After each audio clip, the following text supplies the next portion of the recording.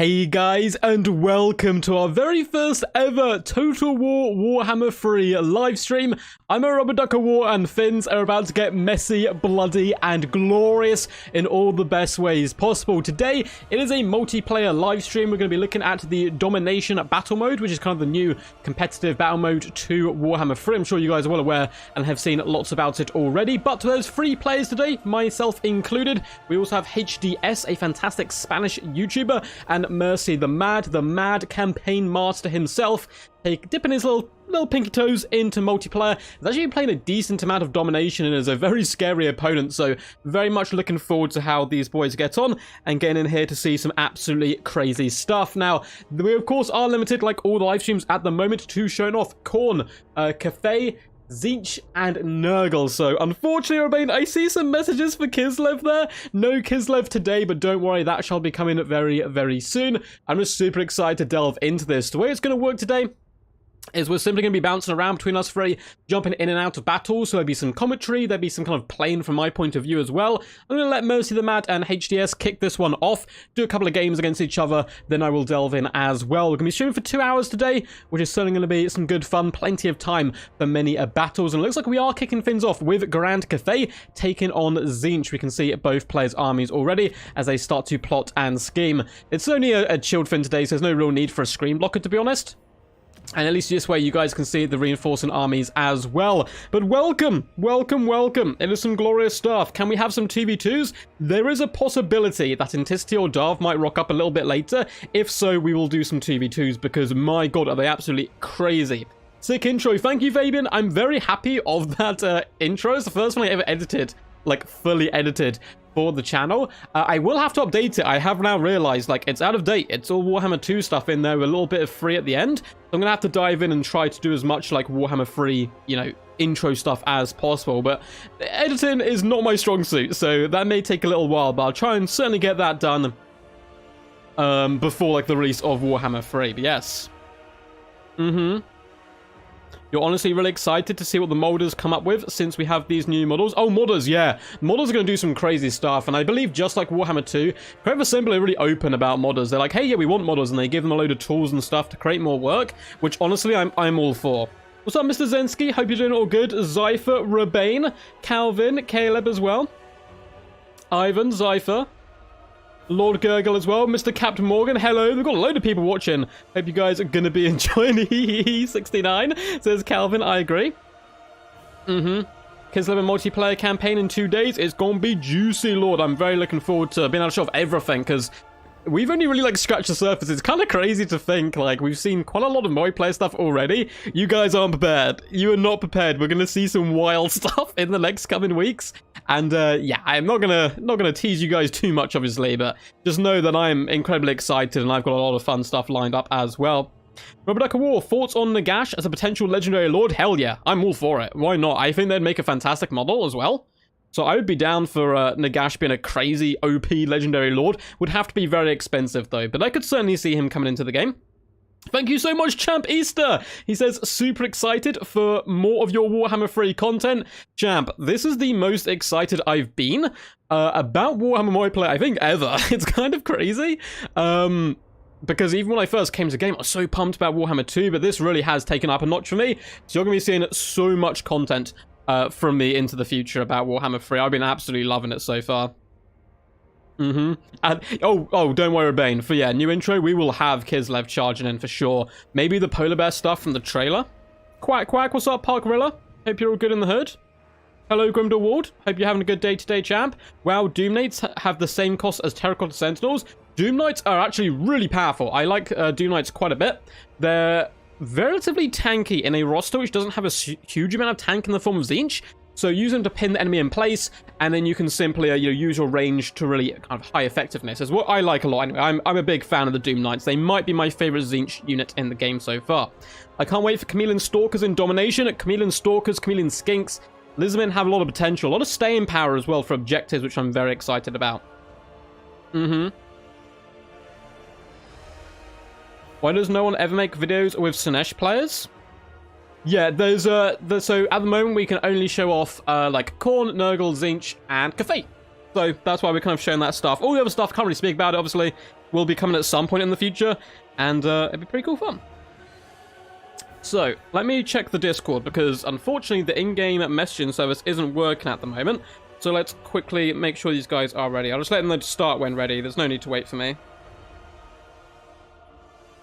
Start when ready. Awesome stuff. Are there caps currently on certain unit types? Yes, Rebane. Yes, there is. So you can only take so many range units, so many large units, so many flies, and so on and so on. It's basically like banner rules, I think, is what it's taken from. It looks a lot like banner rules. Or at least it took heavy inspiration from there, which I have found a problem with some factions, which are very heavily range-focused, and you try and bring so many range, you're like, oh crap, I actually need to bring some normal stuff as well. Hey, what's up, Vizarash? Hope it's going all good today for you, buddy. Perfect evening domination stream on T-Brood. Flesh hounds at the ready to be painted. Oh, hell yeah.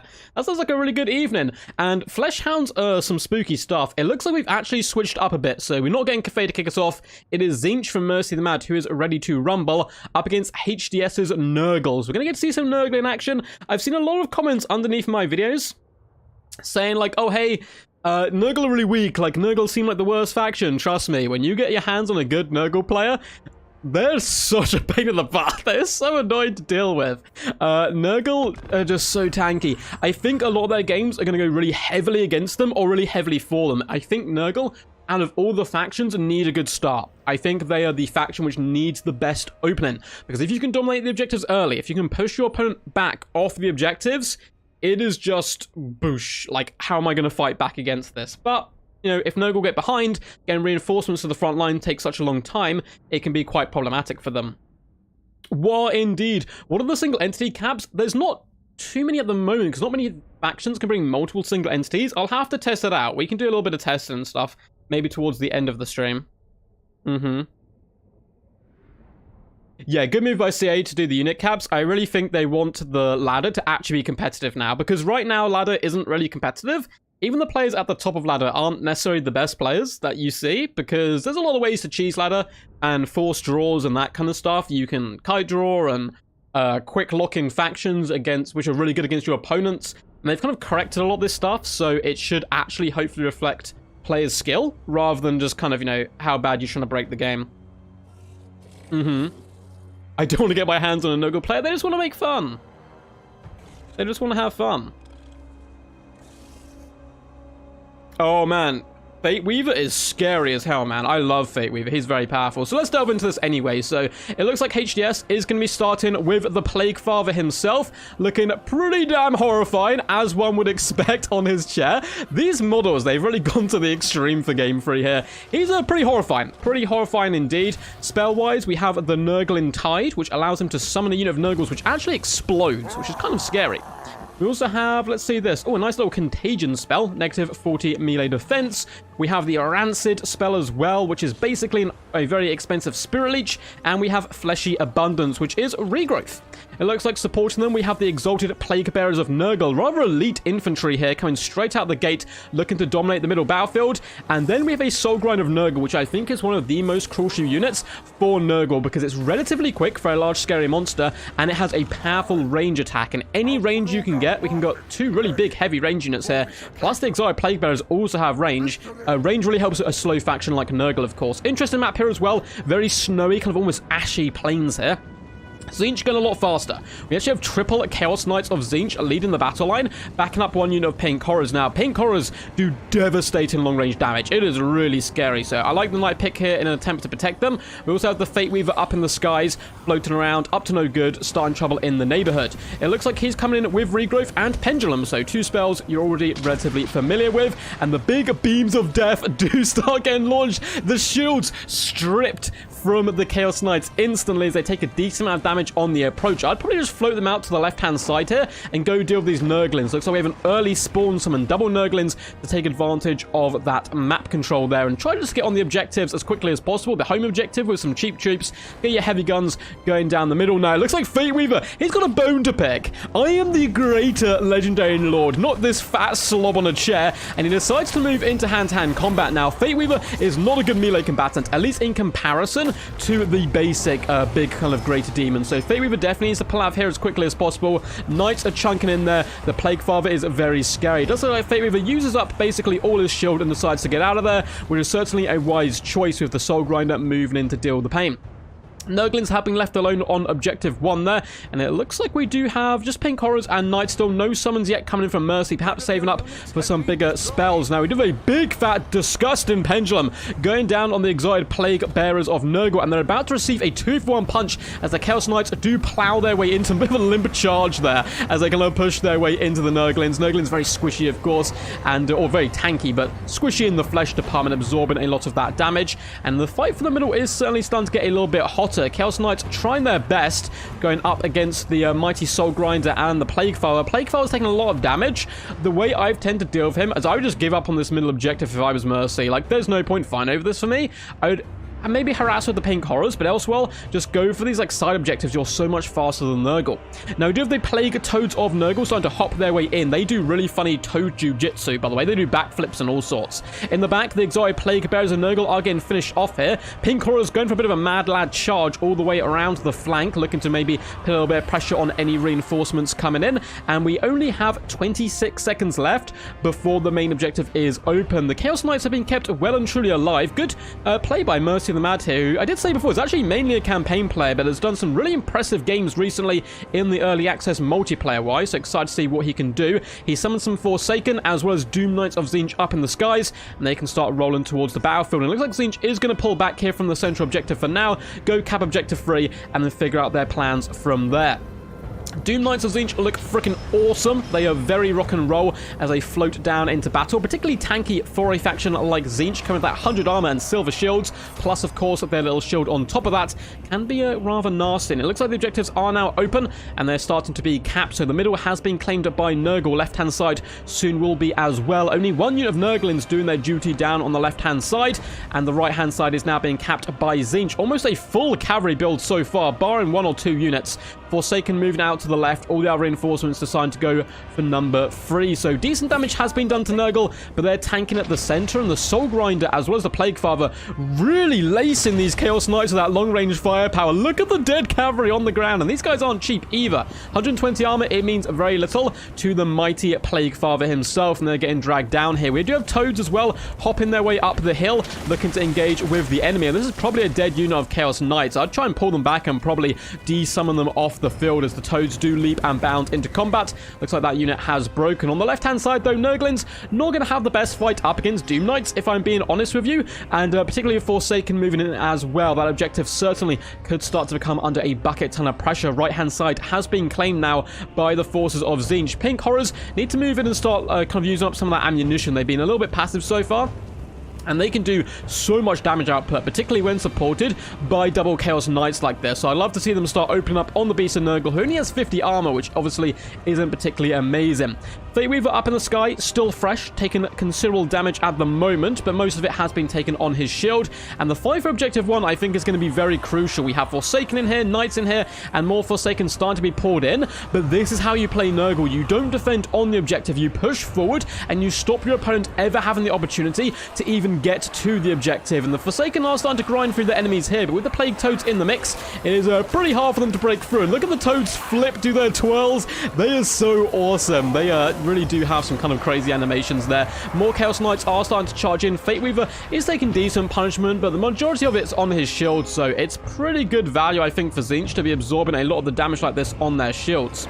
We have one unit Forsaken moving out to the right, which is currently controlled by them, just working as bodyguards. Pink Horrors can now move up and start applying pressure to the mid. Pink Horrors just dancing around the enemy spawn. Plague Toads being pinned in place by Chaos Knights. This is some pretty aggressive play by Mercy, and I like it quite a bit, but it has allowed the Nurgle to claim the objectives, which is a bit of a problem. He's trying to do a big push here through the left-hand flank. Chaos Knights are getting hit here by a pretty contagious negative 40 melee defense, which certainly is not good for them whatsoever, and that is allowing these little Nurglings to really punch above their weight. It looks like the Plague Toads did go down. The Beast of Nurgle is continuing to fight here. It's really fun. Some of the Nurgle spells have this contagious effect where it bounces between enemy units or friendly units, depending on if it's a heal or a debuff there.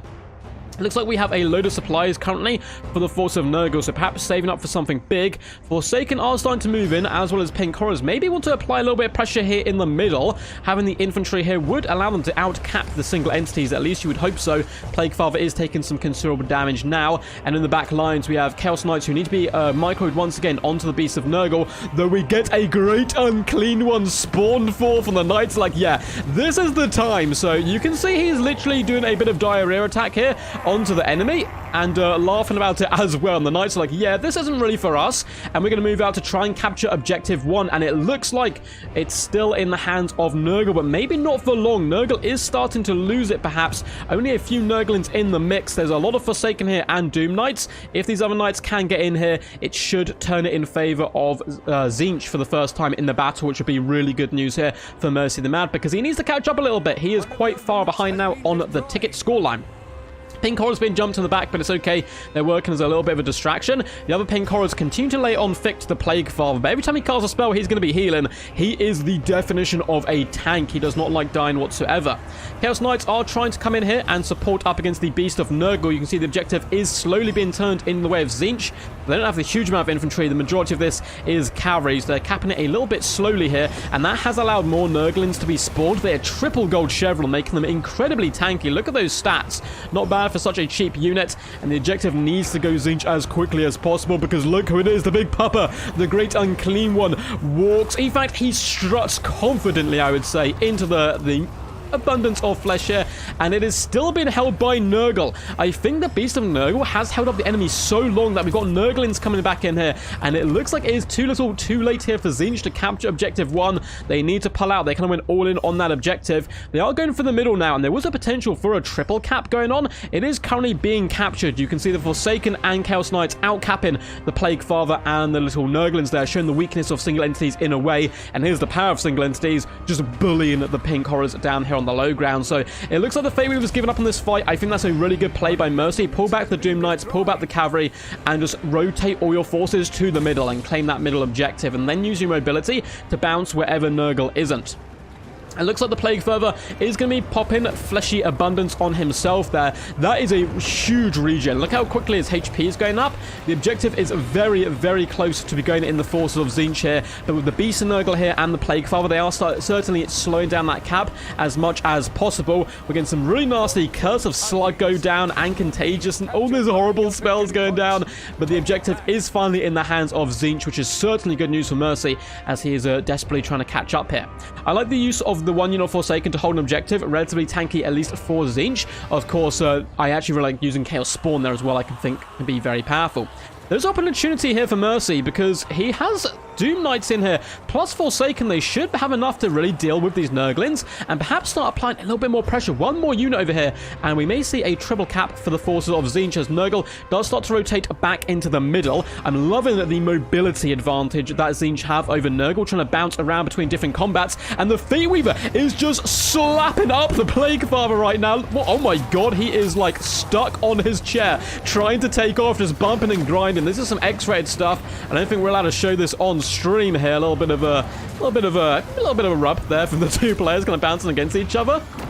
Beast of Nurgle and Chaos Furies fighting in the middle. You can see this is currently owned by Tzeentch, which is really good news, though it's, yeah, Nurgle's almost started to catch it back now. And they should be able to in the middle with the Great and Clean One and Nurglings coming in. We do have a Soul Grinder of Tzeentch coming in. This bad boy's anti-large. He's actually moved into combat, but he has a really powerful long-range attack that he can put on the Plague Father, who's really getting sandwiched right now between the players. This is hilarious, by the way. Chaos just like a grinding against him. I don't even know if he's doing his attack animations. There we go. He's back down on the ground, and he should start being able to attack. Plague Father is very close to his healing cap now. If he goes down, Nurgle could be in all kinds of trouble. However, the central objective is once again being pushed in favor of Nurgle, so another rotation back round to the left-hand side could be called for, though it seems like the Doom Knights are holding firm, Forsaken being overwhelmed by the Nurglings on the left-hand side, and we have more Plague Toads starting to come in.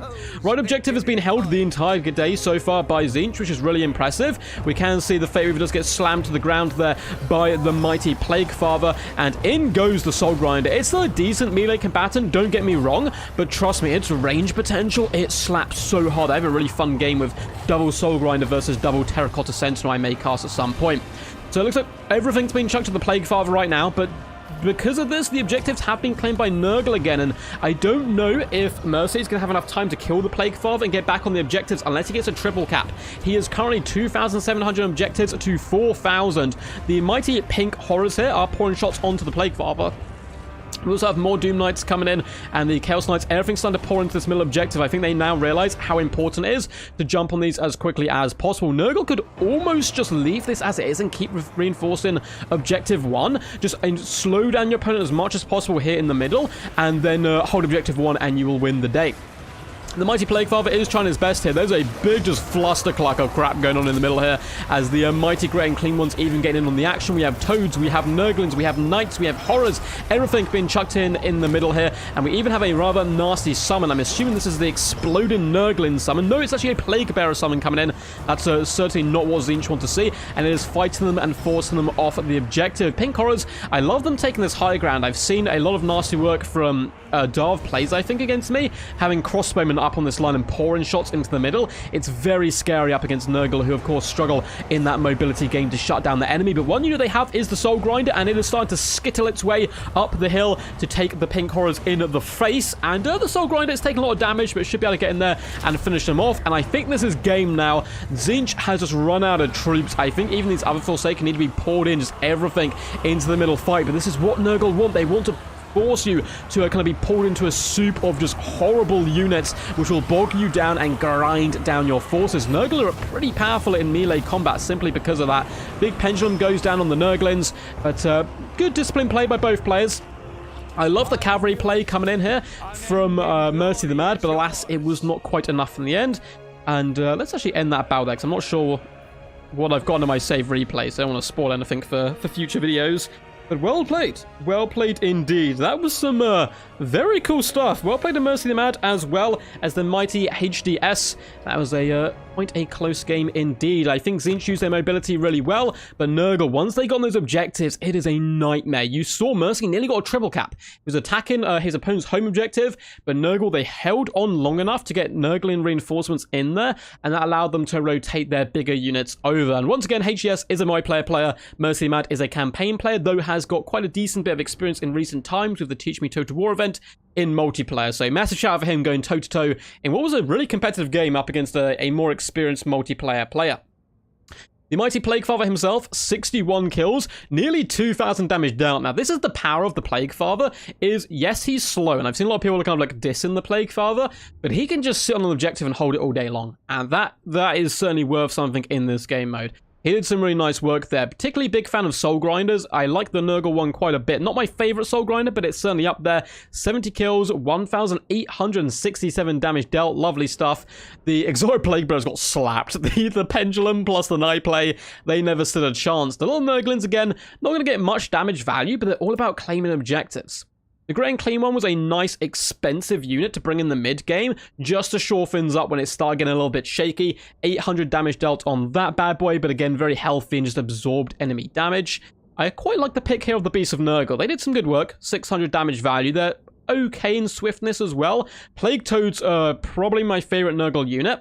Again, they're not here to bring damage, but they're relatively quick, at least for Nurgle. Quite tanky. They do toe jujitsu. There's not too much you can't love about the little Plague Toads. Got some Chaos Furies as well, did get summoned in, but the Nurgling play was really top-notch, just denying Mercy objective after objective. As for the force of Tzeentch, Chaos Fate Reaver, 1,000 damage dealt, did some good work there. The Knights as well, 1.2k, 1.3k, 900. Lovely micromanagement with them, just keep them active and alive as long as physically possible. It did bring in his own Soul Grinder a little bit later. I really would like to have seen the range shots. It kind of froze these magical shards, like these like blue glowing shards at the opponent, and it just chunks single entities. So I think using up the ammunition and shooting at the Plague Father from the kind of range before jumping in would have been a better play, but again, he was trying to rush in the middle and really absorb the objective as quickly as possible. Doom Knights rolled in style, and Forsaken as well got in there, did some decent work. Yeah, 1,000 damage value, 1.6 count the Pink Horrors, they did an absolute shift. Decent work all throughout, but a very good first game. We will pop in to a second one as well. So let's quickly change the map here. Let us go. Maybe Death Paths. Let's do a non-snowy map for one. A lot of these maps are very snowy at the moment. Let's do the Mountain of Morn. That sounds like a pretty good fun map. You can kind of see these are all the maps at the moment. Hopefully, I'm kind of hoping they're going to add more in before launch. I know they're working on quite a few of them, I'd assume. And the maps are very well designed for this game mode in general, so they take quite a lot of work. But hopefully we get a bit more in here before like the actual kickoff. It looks like we may see Cafe versus Corn. The GG's, well played to the players. Glorious stuff. Kislev, what? No Kislev today, guys, I'm afraid. No Kislev today. Calling it now, Nurgle Soul Grind. It's going to be essential. Nurgle needs good AP. I really like him for sure. Thank you so much, Elgin and the Miss. Can you try starting off a match with Plague Bearers and with Death Heads? Supported by Beasts of Nurgle for the debuff and anti-armor. That's certainly a way of doing it. Like, going elite and de-armoring your opponent to try to drag down those single entities. Yeah, for sure, man. There's a load of crazy stuff that you can do tactics-wise. Like, a lot of people have shown off, like, hey, single entities are really good at the start of the battle. And also, like, that, you know, that's a very viable tactic. And then I played a game on Turn Stream, you guys might have seen, where I just went full infantry, like, basically the entire battle with Khorne. And it's so successful because they just swarm the objectives, hold the objectives, and drag down the single entities. So there's many ways you can play it. Many ways you can play it for sure. And thank you, dude, so much for all the support. Thank you so much.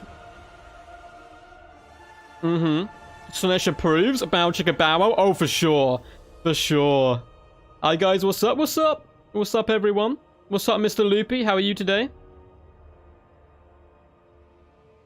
You can't believe he pooped on the knights? Yeah, that animation is, it's something.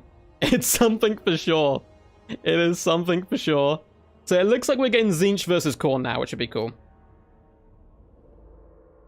What a sexy tug of war I just met. Well, hello. Hope you're all good today. Hope you're all good. But guys, thank you so much for the support in these recent Warhammer 3 videos. They've kind of popped off and gone absolutely crazy. And we actually hit 8,000 subscribers, I believe, last night. So thank you guys so much. I really appreciate it. I will hopefully do... I still need to do a 7,000 subscriber special. I need to do the 8,000 one now as well. I'm limited on what I can kind of like show and how much I can stream and stuff at the moment. We will be doing a stream tomorrow. It will be a Warhammer 2 stream though. We're going to be finishing off a Clan War, which we started. So tomorrow is a Warhammer 2 day. And then I'll try and think, I don't know what I'm going to do for a celebration stream. We might have to wait till I can kind of show like unlimited stuff. And I'll do unlimited streams before we do a special. But we'll see. We'll make a big one for sure. And actually on game release day, I'm having an op, which is going to suck. So I won't be around for that day. But the next couple of weeks after that, I'll be off work. So I'm doing a lot of streams. A lot of streams on here, a lot of streams on Twitch. Gonna be going crazy with my player. I'm thinking of doing a event called Try Hard Tuesdays where I'll stream like ladder battles constantly and actually like try and play hard because I haven't played competitive in quite some time. I'll be looking to delve back into that and just have a load of fun games. Ultra unit scale is the default? Yes. Ultra is now the default rather than large. The game is balanced for Ultra. There's Ultra unit scale. The funds are kind of set. It's a really good fun game, honestly. I'm looking forward to delving into everything, to be honest. Like, free-for-all battles have been amazing so far. They've been a lot of fun. I haven't done too many survival battles. Siege battles were really interesting, particularly multiplayer ones. Did some against Turin and Darv with Intisity, my bro, as my ally. And obviously there's land battles as well. Looking forward to jump into some land battles. But at the moment, like, I hopped in the game, was like, hey, what's everyone playing? It was like Domination, played some Domination, and I am just loving it. It fixes so many issues that we had in Warhammer 2, and I've just been having a blast in general. Does Ultra make artillery weaker in general? Honestly, not that much. I would argue artillery is a lot more niche now, because it depends either what faction you're against, or you need to, you know, have resources to protect it. I think dwarves are actually going to be pretty scary on this game mode, but I can get to that a little bit later on why I think they're going to be good. But I've got some good games coming up that I'm going to be showing off probably Thursday, Friday maybe, where you're going to see some artillery in action, performing amazing and like turning games around and stuff. It can be quite clutch, but it is going to be a lot less common, I would argue, than in like a land battle where you can guarantee, hey, I can sit in a box, have my artillery at the back, and my opponent has to come towards it, and it's going to get good value. That doesn't really happen as much anymore, of course. But it's one of those nice things as well where it drags your opponent away from the objective. Like, hey, I've got an artillery piece in the back. If it's guarded by a unit of Slayers, that's going to kill any flyers coming at it. So, yeah, Dwarf's going to be scary because they're tanky like Nurgles. They're going to be able to hold objectives. Plus, long-range firepower is actually going to be pretty big in this game mode, I think. If you get someone like Nurgle sitting on an objective, you don't have to go into combat with them. Just shoot them and obliterate them. But Nurgle don't like dying. And I think I saw Mercy pop up in chat a second ago as well, and like, I hate Nurgle, don't die. And I agree, buddy, I agree. Yeah, Nurgle don't die. But GG's Mercy, you played a really good game there, and we'll hop into another one. And after that game, I may hop in, give like Mercy a couple of games, and then give HDS a couple of games. And we start at 6:30 today, I believe. So we'll go to 8:30 and just, keep going through it as much as we can. I don't actually know, Josh. I don't know if I'm hoping we will get more maps on release. I know they'll add more in, but at the moment, these are the ones I've been able to play, so I don't know. I don't know. Rip my laptop and Ultra? Yeah, it's not...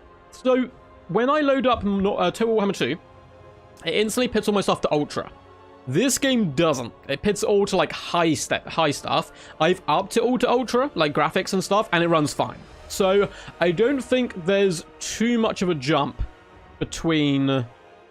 game 2 and game 3 as far as graphics are concerned. It will be a bit of a jump though. It'll be a jump. Cool, I'm gonna eject Discord. Okay, it looks like they're both ready. Let's just hop into it.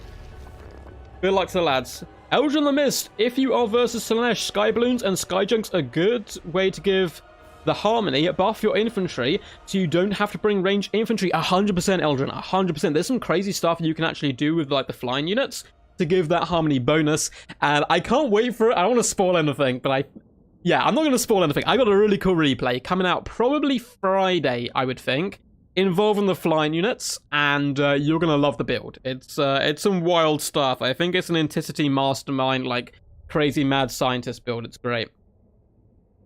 I think Tomb Kings might struggle with domination. It's going to be a tough time to think how they're going to balance everything. Luckily, that's not my problem. It's their problem. And hopefully, it goes all well for them. I think a lot of factions will translate relatively well.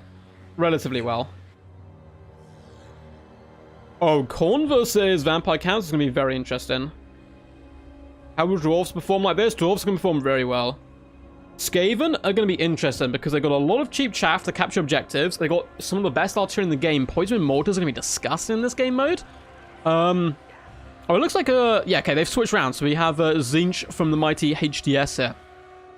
But yeah, so I'll discuss more like matchups and stuff in a second. Let's delve into this and take a little look at the builds.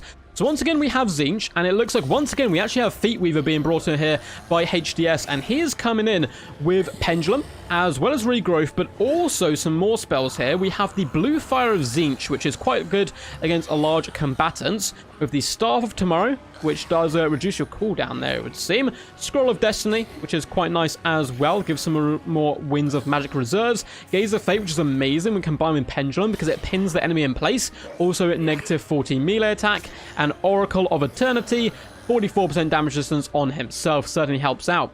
We have one unit of Spawner Zinch, big fan of them. Double blue horrors. We have the exalted pink horrors. Oh my god, I've barely ever seen these guys. Very expensive range unit. Loads of power though. So much long range. And then we have a Cultist of Zinch leading at the line as well. Help and protect them. Coming in with the Gate of Zinch. Enable him to summon units of pink horrors. Only one use on that bad boy though. So good for a bit of a range Zinch build rather than the first cavalry builds we've seen so far.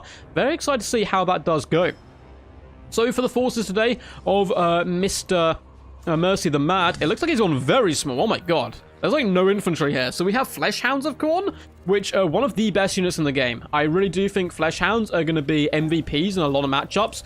They are disgustingly like beast mode and tanky for a hound unit. They're also very quick and they look fantastic. Let's give me a little neck scratch just to let them know, hey, even though, oh, no, a bit of lag. No, Mercy, I believe in you. Hold firm. These guys are connected from different countries. I believe Mercy's Australia and HDS is from Spain, but it seems to be selling here, which is good to see. With a Soul Grinder of Khorne, which obviously doesn't have a range attack, but instead gets this freaking sick flaming sword.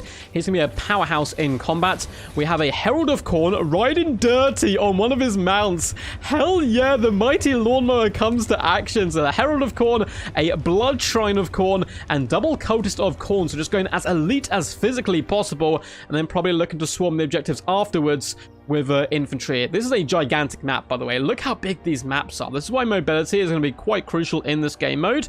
And I think certain maps are going to favor certain factions as well to a degree. We have some Screamers of Zinch also hiding away for HDS here. I like calling these guys Flatfish. They remind me of them quite a bit. I used to call them Flatfish as a kid anyway. I don't know if that's the official term for for the mighty fish of the ocean, which are actually kind of flat like this.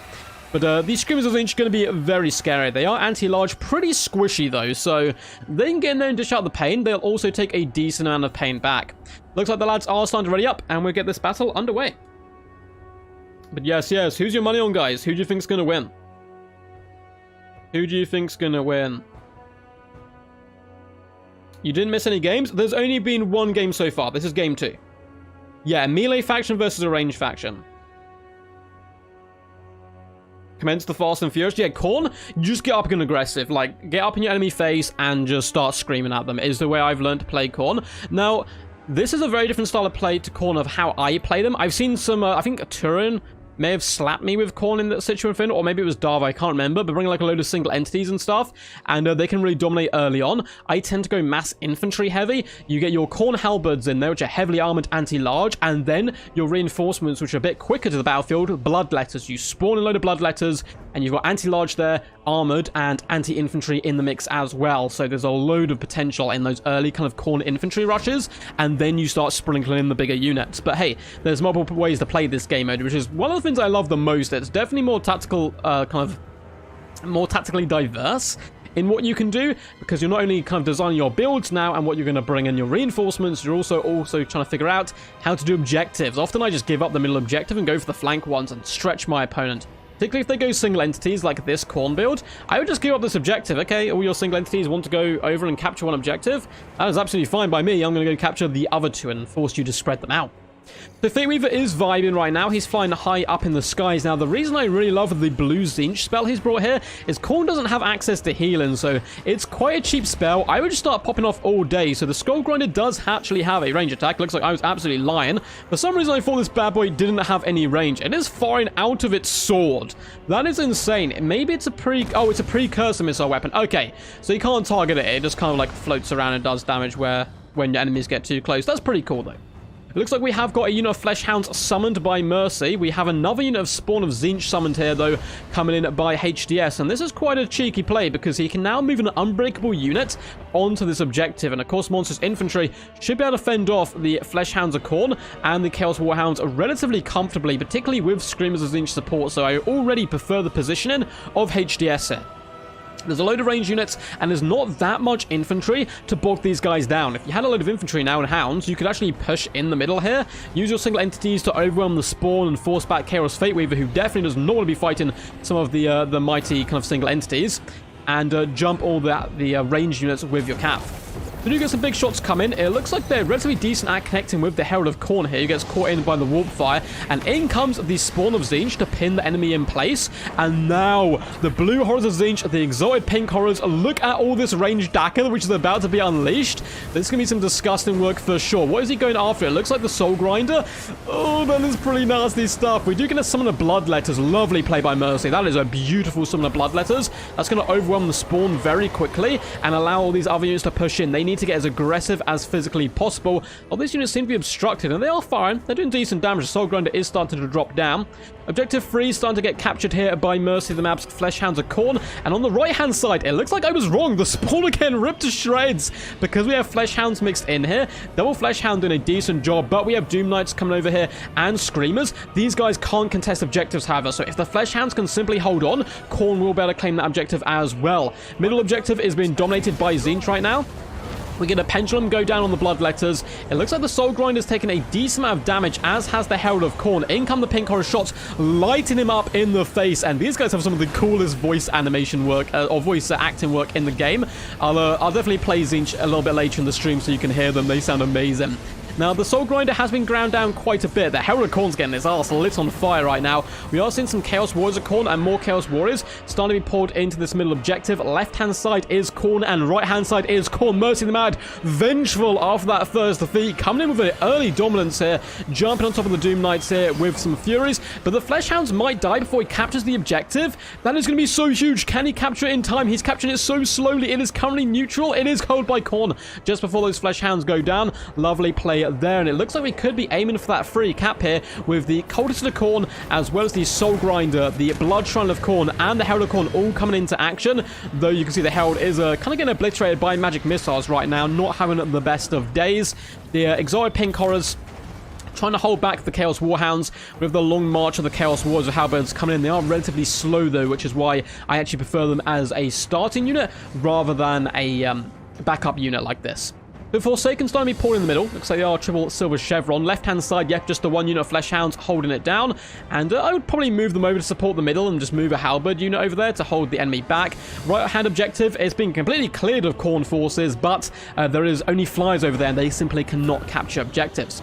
Big beam shots coming down. They are going to be clipping at the Herald of Khorne here in the main fight. Forsaken have been pushed in, and it looks like they are actually going to be able to beat the Chaos Warriors to the front line here, helping just soothe the middle a little bit and keep it in the objective of Tzeentch. You can see the tickets up in the sky, though. Mercy Mad has started to take an advantage. Fury's just being a pain in the arse. It's something Mercy likes to do. They can't really kill Chaos Fate Weaver here, but they can certainly bog him down and just annoy him for as long as physically possible. Soul Grinder is just bumping up against the Forsaken, destroying them, and the Blood Shrines have done a decent job just pushing to the back line on the Exalted. What are we going to see here coming in from Tzeentch to try to counter push this? Well, we see some blue horrors being spawned in. Their main objective is to jump on objective 1, it would seem. Flatfish attacking objective 3, but again, they are all flyers. And we have more Furies being popped in by Mercy. We are kind of floating a decent amount of objectives here for Tzeentch, so perhaps waiting for a bigger target to come in to help deal with the enemy. Lovely Pendulum, lovely stuff over on those Halberds. Didn't kill models, but did a lot of damage, and the middle objective is turning red, lads. Mercy the Mad has got his blood up. Blood for the Blood God. Bread for the Dark Throne as the Soul Grinder comes in and starts slapping up some of the infantry. We do have Doom Knights coming in, but it is now a triple cap for Khorne. Domination in the form of blood. However, they are about to lose their Herald of Khorne. We can see that faction ability coming down, which does slowly you can do it every now and again over the course of battle. You can drop many of these abilities, and the Herald of Khorne barely clinging on in the middle. Likewise, the Soul Grinder is looking pretty bad, so a lot of the single entities for Khorne looking quite squishy and nearly gone. Is that going to be a big opening for Tzeentch to get back into this game and start dominating? Objective 1 is about to be claimed by Tzeentch. We have blue horrors moving in there, and objective 3 is relatively open. We have a lovely pick here. Chaos Knights can easily flow over here and kill the Flesh Hounds of Khorne, so I'm certainly expecting to see a bit of punchback from Tzeentch in a second, because the center is just dominated. And look at this, the double Furies have surrounded Fate Weaver, and he's going to struggle to get out of this, guys. He only has 20 melee defense. He is not like one of the greater demons of Tzeentch who would easily beat this off. He's a lot more squishy, just a lot better with the magic, and the Doom Knights might have to come over and support. Doom Knights a good answer to Furies. In the center, the Lord, unfortunately, of Khorne has gone down. Soul Grinder's done a really solid job, though, been very impressed. And it looks like the Cultists of Tzeentch have been forced off here. Right-hand objective, we have Flesh Hounds, and they're going to struggle up against the Chaos Knights. I'd love to see one unit Halberds moved over here. Looks like he's going to try and hold it, though, with the Hounds and Fury play. Ooh, maybe. Flesh Hounds are particularly tanky, so maybe if we get the Furies over here quick enough, here better hold objective number 3. Objective number 1 does look like actually a lovely counterplay by Mercy the Mad. We do have the Chaos Warhounds jumping on the blue horrors of Tzeentch, of course, are a range unit here. They are starting to do some decent damage, but with the Screamers of Tzeentch floating over here, it looks like objective 1 will be turning green once more. Central objective is just being dominated. Furies trying their best. A lovely Pendulum once again, though, on those Halberds. Really doing some big damage, though. The middle is really held by Khorne right now. I love the Doom Knight play coming in to save Fate Weaver, and you can see he has I think popped a regrowth on himself at some point. He is full HP again, which is really juicy for him, and the Furies just get dumpstered by the Doom Knights. Right-hand objective is currently still being held by Khorne, but at what cost? They chucked so many resources at this, and I think they may still end up losing it. The Chaos Knights still standing firm at the moment here. And it looks like Khorne may have blown their load a little bit early. They still have dominant position in the middle. And I think at this point, Mercy only has to hold one objective and he would win still. So if he can maybe just put all his forces onto one side, there is a good chance about to win this. Looks like we've got a little bit of lag once more. Oh, no, we're back in. We're back in. It looks like both players just kind of vibing over on this right-hand side. So, you know, both of them need to get moving on that bit. This objective is still being held by Khorne, and though there's no force over here, there's only one unit of Chaos Knights which can actually cap, so it is being capped incredibly, disgustingly slowly, which is really not good for them. I wouldn't even bother about this objective if I was Mercy. I'd either push this objective now with a load of troops, or just defend the middle, because he's going to be coming in with a big advantage over Tzeentch. We have some Exalted Pink Horrors once again summoned in here by HDS, who can move in and start applying a lot of damage to the Soul Grinder. It looks like this objective is very close, though. I mean, hounds are pushing over. No, don't do it, HDS. Don't do it. Don't bring it up. Okay, Dan, okay. I thought he was going to chase with the knights here and follow the bait, in which case they'd be dragged off the objective. Look how slowly cavalry capture compared to infantry. Now, the Warhound's being forced back here. I think at this point, Mercy probably needs to save up his money and bring some big units to the middle. Bring a couple of units of halberds, maybe bring in another single entity to support as well, and just try to hold it, because elsewhere on the battlefield, he's really starting to lose quite badly. Though we have Flesh Hounds capturing the left objective once more. Blue Horrors will go down, and this objective could turn red. A real scrappy affair so far. In the middle, the Soul Grinder does go down and just disintegrates there. You can see so a shadow of its former self there in the middle. The Pink Horror is really lighting the way. Bloodshiner Krawn is going to have an absolutely awesome time, popping the old 360 into the enemy. That's going to be enough here to get rid of the Forsaken, you would at least hope. We do have the dreaded Doom Knights flying over with some more flies and the Fate Weaver himself. Left-hand side being captured heavily by Tzeentch. Right-hand side, though, is starting to fall once again into the forces of Khorne.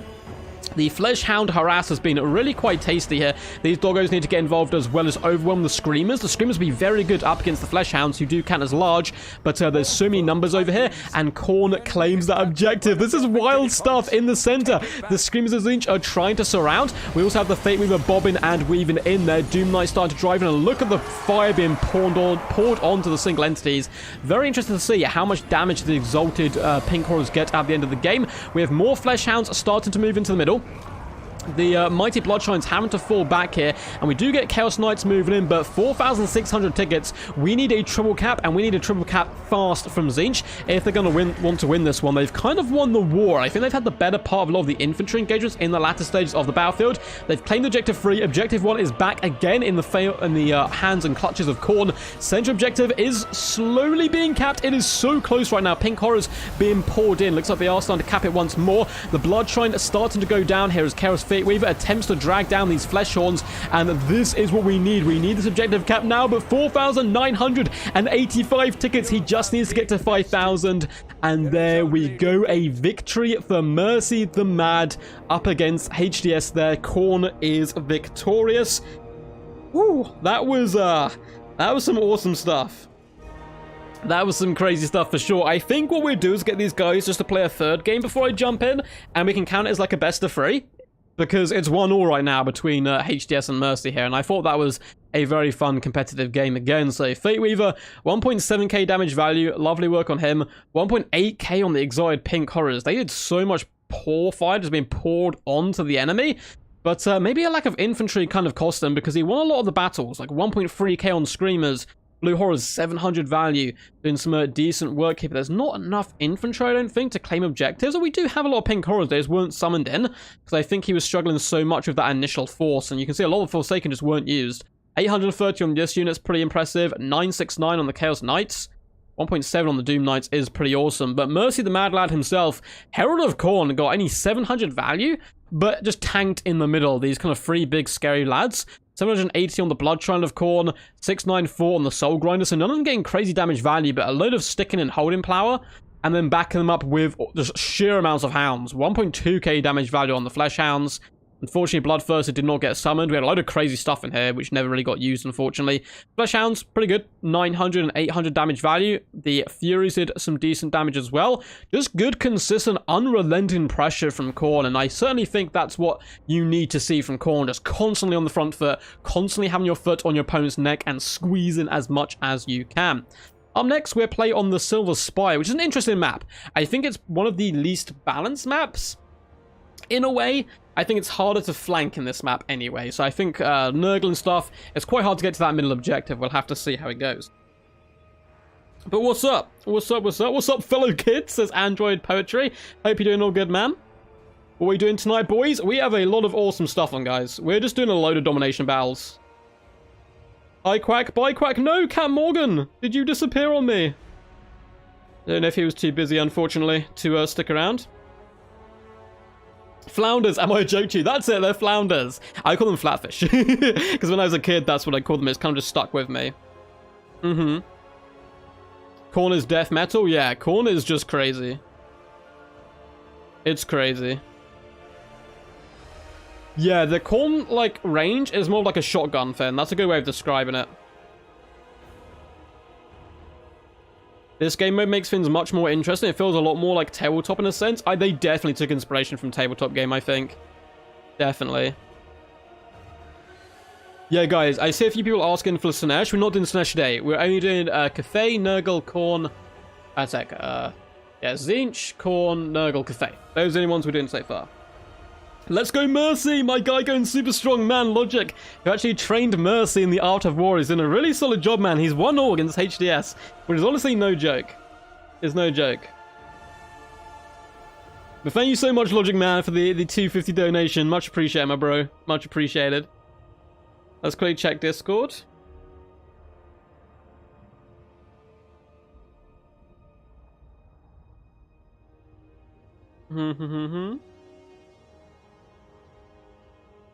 Want to do a... I think they're just happy to hop in. Yeah, it looks like they just picked Nurgle and Grand Cathay. So we're just going to keep rolling. We're just going to keep rolling. I won't worry about messaging them at the moment. I think they're all good. Yeah, hope you guys are enjoying the stream so far. It's been an absolute blast. If you are, feel free to like and subscribe and all that standard YouTube stuff. I'm going to be covering Warhammer 3 just all the way up to launch. And yeah, and obviously further into launch as well. We do base mostly here on my player. I will do some campaign stuff, I'm sure, if people are interested in me hosting campaign. Got a few cool ideas. Maybe some more kind of PvP campaigns, where we get like 4 players in, try and get like a load of YouTubers in for a big YouTube Royal Rumble. I think that could be really good fun as well. But yeah, hope you guys are enjoying. It's been a blast so far to cast. And we still got over an hour to go yet, so plenty of time for more games. We'll let these guys finish off this best of 3, and then I might hop in for like maybe like 1 game against Mercy, then 1 game against HDS, perhaps. Hopefully, in that way I can kind of bring some units you guys might want to see a little bit. Bread for the bread gods. Yes. Water for the pond throne. What's up, Black Fawn? How's it going? Quack to the dark and greetings to the digital people in chat. What's up, Major Moolah? How's it going today? Hope you're going all good. Khorne is trash metal, Nurgle is death metal. Rise, powerful Nurgle. We are going to see Nurgle from Mercy the Mad now. He did get defeated by Nurgle early on, so we'll have to see if he's learned 1 or 2 tricks. Cat Morgan, thank you so much, my dude, for the donation. Bread for the bread god, quacks for the quack throne, hype for Khorne, doing another pit stop. Man, Khorne, like, I really love Khorne. I think my best faction at the moment, the faction I'm best with, is probably Khorne. And I think they're going to be the best faction for new people. Why no Araby? Professor Pone, that is a big secret that I'm going to announce later on about Araby. And I don't know if you've heard about the Great Duck faction that's coming into the game. It's quite secret right now, so just between you and me, chat, there is going to be, of course, an extra faction on release, which is just a load of ducks. It's just a load of ducks. We've got rubber ducks in there. We've got geese, monstrous infantry. We've got a load of single entities as well, kind of the crazy big, like, build ducks and stuff. It's going to be crazy. It's going to be crazy for sure. Nurgle is sludge metal, Slaanesh glam metal, and Khorne death metal. The base is, and Bird is power metal. This is a load of metal. Yes, more multiplayer, yes. Multiplayer. I've honestly never been this excited for, like, multiplayer ever. Even coming into Warhammer 2, and I was, like, all fresh to it, I was like, oh my god, this game's so cool, and I was getting into it. I was hyped as hell then, but this is easily the most hyped I've been for Warhammer Total War in general, but particularly the multiplayer scene. Big changes, awesome stuff. It's gonna be a wild ride. A wild ride. I can't wait to see what you guys do and what builds you come up with. I'll obviously be accepting replays and stuff basically on launch as well, so if you'd like to get involved in live streams and stuff I host in the future, send replays to me, or just vibe with a load of cool people, I do have a Discord. There's a link down below in the description. There's like over 800 and something people in there now, so it'd be a good place to prep and get ready for Warhammer 3 once you get there to, you know, find training partners, find clans, and all that kind of cool stuff. Looks like HDS is ready. We're just waiting on Mercy the Mad. We'll actually have a little look at their build so you can see kind of the backup stuff they have coming in. So it looks like we have 1 Terracotta Sentinel coming with Mao Ying most likely here for the start here from HDS. And we have the Crane Gunners. I'm really excited to see if someone can get the Crane Gunners to work really effectively. They're basically Jezzails, and I think they've got a lot of potential. We even have Celestial Dragon Guard. Man, they're so rock and roll and badass. More Terracotta Sentinels, a load of infantry. It's going to be pretty good stuff. For Nurgle, again, it looks like for the most part, Mercy likes his small builds to start with, the Plague Father coming in again, and then just a load of cheap troops afterwards, which is certainly a good way to play. It does work as well. It does work indeed. Don't worry, we're all super excited. Oh, for sure. Domination mode is hype. Yeah, it's very hype. You know what? One of the things I'm most excited for, apart from the rule, like, not having to, like, have tournaments ruined by, like, rule debates and stuff, is just the ladder system. Like, I can actually hop on ladder and guarantee some good games, pretty much, rather than, like, you know, having this 50-50 on what's going to happen. And I'm just really excited to sit down and grind some, like, Total War games, which, it's been a while. It's been a while, so... Milk for the cornflakes. Agreed, man, agreed. Yeah, Logic's short bid league as well is really good for new players. 100%. 100%. If you join my Discord, there'll be a link in there anyway to Logic's Discord as well. If you go under, I think it's like other resources or something, and he's got a whole like tournament like set up in a league just for newer players. He's also a YouTuber, which is Logic_EU. So Logic, if you're in chat, which I think you are, yeah, you still are in chat, feel free to drop a link to your YouTube channel as well. I believe he will be covering all things Warhammer 3 into the future as well. Domination feels a bit more RTS-y. Yeah, for sure, for sure. And people said they were worried about lack of, like, it's going to take less micro. Yeah, no. Trust me, as someone who's played this, it takes a lot more. Well, maybe not micro is not the best word for it. Maybe a little bit less micro, but then you also have to bring in macro and much more map awareness, like way more. So it's, I would say it's a little bit tougher to play maybe than standard, but that might also be because we're all new to the game, and the fact they've got an elo system coming into the ranked means you'll be playing players of a similar skill, which I think is also a beautiful change. Anyway, let's go over the forces of Grand Cathay. HDS, he was 1-0 up, and now he is 1-0 with Mercy the Mad here. We've got a lot of Jade Warriors. I've seen a lot of people upgrading their Jade Warriors. Look at this, triple gold chevron gives them pretty close to Longbeard stats. They become very tanky and durable. We also have some Peasant Longspears, a Terracotta Sentinel who is honestly terrifying. That looks healthy. Maybe don't zoom in on the Terracotta Sentinel. What is this? His hand's like glitching out. Right, I'm going to send that off to Creative Assembly. We have Miao Ying, the Storm Dragon, who looks awesome, coming in with Earthblood, Regrowth. Let's see what the other stuff is there. Transformation of the Dragon, of course. And the Wrath of the Storm. Okay, pretty cool stuff, pretty standard stuff. Load of healing in Regrowth and Earthblood. And Tans on the Night is the Air of Effect spell, which is quite bad. So you'll see this map's really long. A lot of it, I think, is going to be about speed, which may not favor Nurgle too much, because it's quite a long trek here to the middle, because the deployment zones aren't in the center, they're kind of in the back, giving both players a real dominance of this home objective and a big fight over the middle one. For the forces here of Mercy the Mad, once again, going for a very similar build to his Khorne build here. We have a Beast of Nurgle. We have a double Cultist of Nurgle. If we look down and see what their ability is, they can summon a unit of Plague Bearers, which is quite nice. So this is quite interesting. Like, hey, I'm not going to start a load of infantry, but I'm always going to come with stuff which can summon infantry so we can dominate objectives early on. We once again have the Plague Father. I think this is the second time we've seen him today, and a Soul Grinder as well. So it looks like Mercy's been doing his research and has really liked the Soul Grinders, and they can do some nasty stuff for sure. We have the Plague Father's Aureation here, which is interesting. Extra mere defense and leadership. Nurgle Tide, which I absolutely adore. Only free use on that, though. With the Blight Boil, which is a glorious animation. It is disgust, and a boil kind of pusses up and explodes on the enemy. Very good at clone out enemy infantry. And we have Fleshy Abundance, which is pretty good to see. You'll see Nurgle Infestation, which is... pretty useful as well. So I think that constantly heals Nurglings, which is obviously good for claiming objectives. And we also have the Slime Trail, which is a nice little hex he's going to be dropping down on his opponents. Clarifies, loads of just good debuffs in general. He's a bit of a Mortis engine, which is quite good. So when these guys are ready, they can kick it off and get ready to rumble. Get ready to rumble.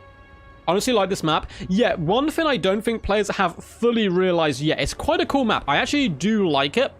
Even though I've said, like, I think it's hard for factions like Nurgle, I haven't seen that many players utilize the other spawning points, which you can 100% do. Like, you can wrap around here, and then you can flank from this side. The only problem is these objectives obviously face your opponent's deployment zone, so it's quite hard to loop through. You know your positions. Another pretty decent little battle speech. Not as good as the ones I'm going to give. For some reason, this Terracotta Sentinel keeps bugging out, but... the Miao Ying's just vibing animations here, just flowing forward the electricity is freaking awesome. It's very much as of you guys seen from the trailers of Kislev with like their Ice Queen like sledging along. It's very similar to that, which is quite cool. But a nice big infantry corps coming in here from Cathay, supported by the one single entity against just the absolute mash of units here that Nurgle have. And I think the Plague Father could do some nice early damage. Likewise could the Defiler to the enemy infantry. We do have also one unit Peasant Horseman who I think was spawned in, yeah. So very quick spawn here coming in from the Vanguard point. I also like, yeah, quick Vanguard point spawns from here, just whipping through to kind of cuff the enemy, can certainly be very powerful as well. Certainly very well powerful. Intisty likes Cathay. Yeah, Intisty is probably the scariest Cathay player right now. He's very good. I mean, Turners as well. Oh, the maps look amazing. The maps look amazing. Like, that's one thing that is very, very nice. Because at the moment in tournament play, we can only really use flat maps with like tiny bits of terrain, and this map is like, no, go to town, mate. Go to town, bring some absolutely bonkers stuff. So you can see the Peasant Horsemen have taken quite a lot of damage there from the rather nasty Defiler, which has started to open up shots again. Aiming at the Terracotta Sentinel, it's going to do damage, but there is a regrowth from the battlefield, so I think it's better going after the infantry. Miao Ying has transformed into the Storm Dragon, floating elegantly through the sky. Looking pretty freaking badass. I must admit, I do really like these dragons. And it's just taking a bit of a refuge here in the trees and just taking in the surroundings and waiting to see where the first fight is truly going to kick off here.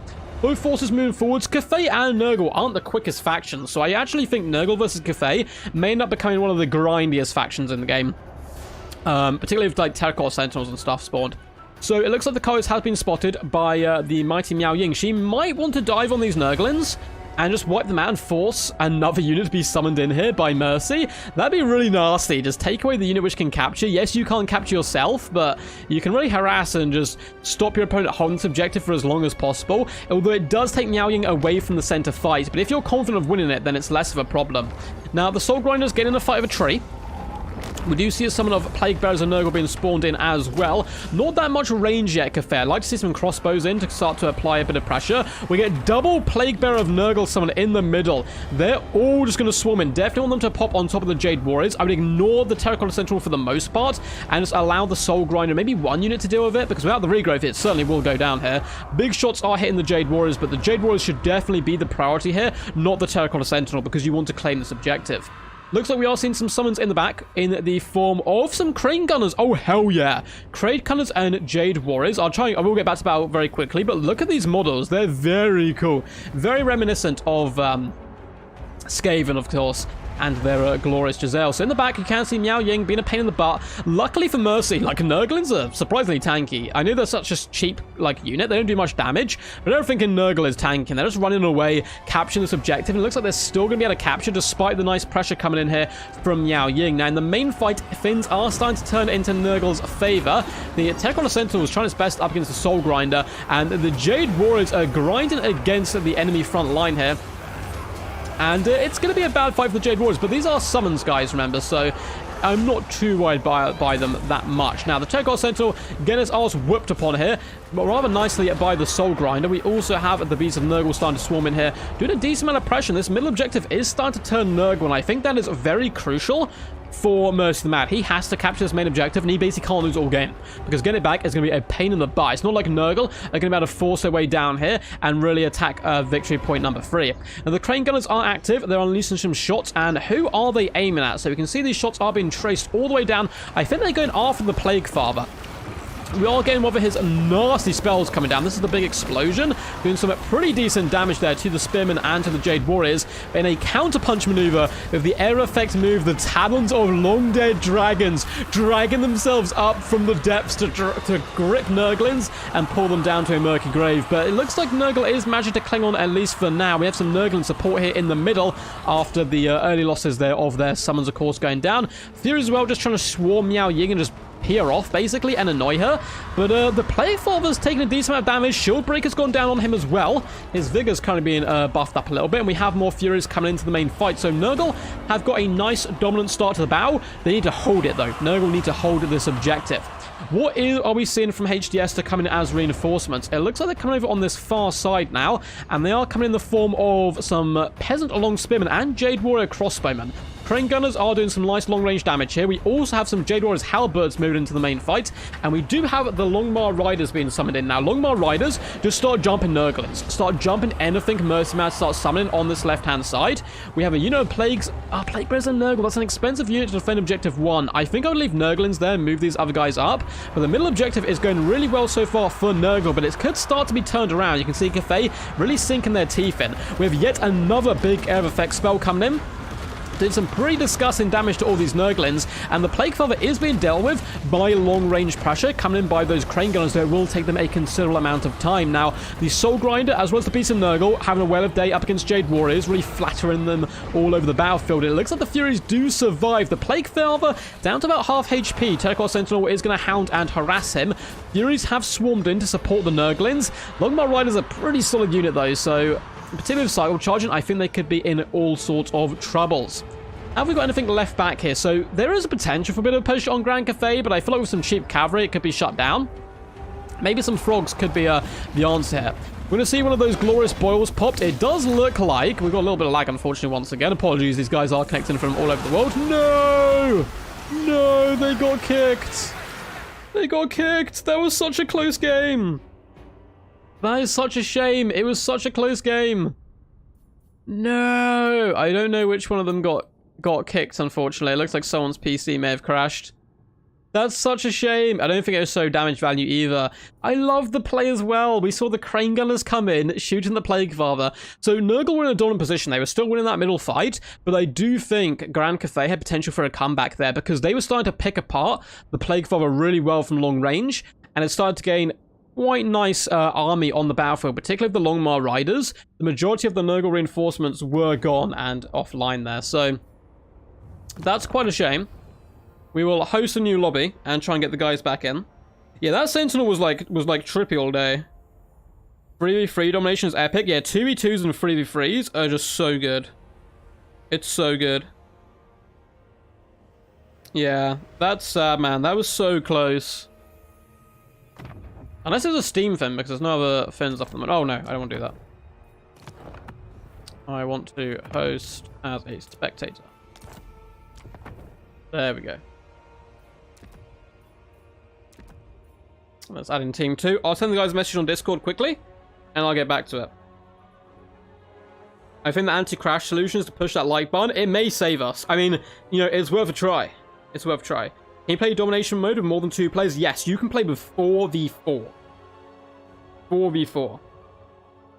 Man, I won't be tired of seeing Warhammer 3 new visual effects. They're very cool indeed. Is Chaos undivided in multiplayer? In custom battle, yes. In rank play, no. So let me quickly send them a message.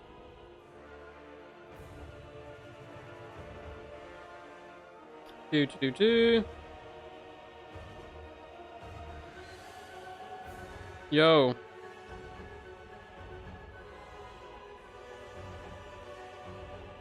Desync.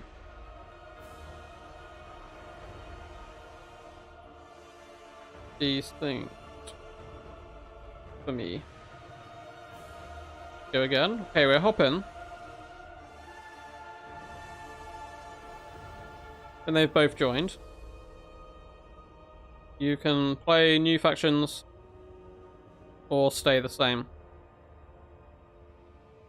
I will switch up the map just in case there's a map. I mean, I played on that map, so I know it doesn't like desync all the time or anything. But just in case, I'm going to go Death Pass. So we mix it up. That had a lot of potential, that game as well. It was so close. Like, Nurgle were clinging onto the mirror in the middle, but like Grand Cathay started to come back and had the better army. Man, it was so close. It was so close. We need the dreaded mass Mino opening. Honestly, Pone, the Corn Minotaurs are freaking vicious. They like destroy. Yo, what's up, Storm? How's it going, man? Happy to have you here, dude. Arid, thank you so much, dude. Cash for Crash. Thank you so much, man. That certainly cheered me up there for a little crash there, because that's the heartbreak, and it was such a good game. It was so close. I think they're going to go the same factions by the look of it. I'll let them have a discussion. If they want to switch factions, that's fine. That's absolutely fine by me. Will Cavalry and Monstrous Infantry be better in Warhammer 3? Most likely the Russian dude, because Cavalry is swift and can get onto objectives quickly. Lovely for backline harassing. And you've got mobility, which is obviously good in this game mode. And Monstrous Infantry can cap objectives, so I definitely think we're going to be seeing them quite a bit.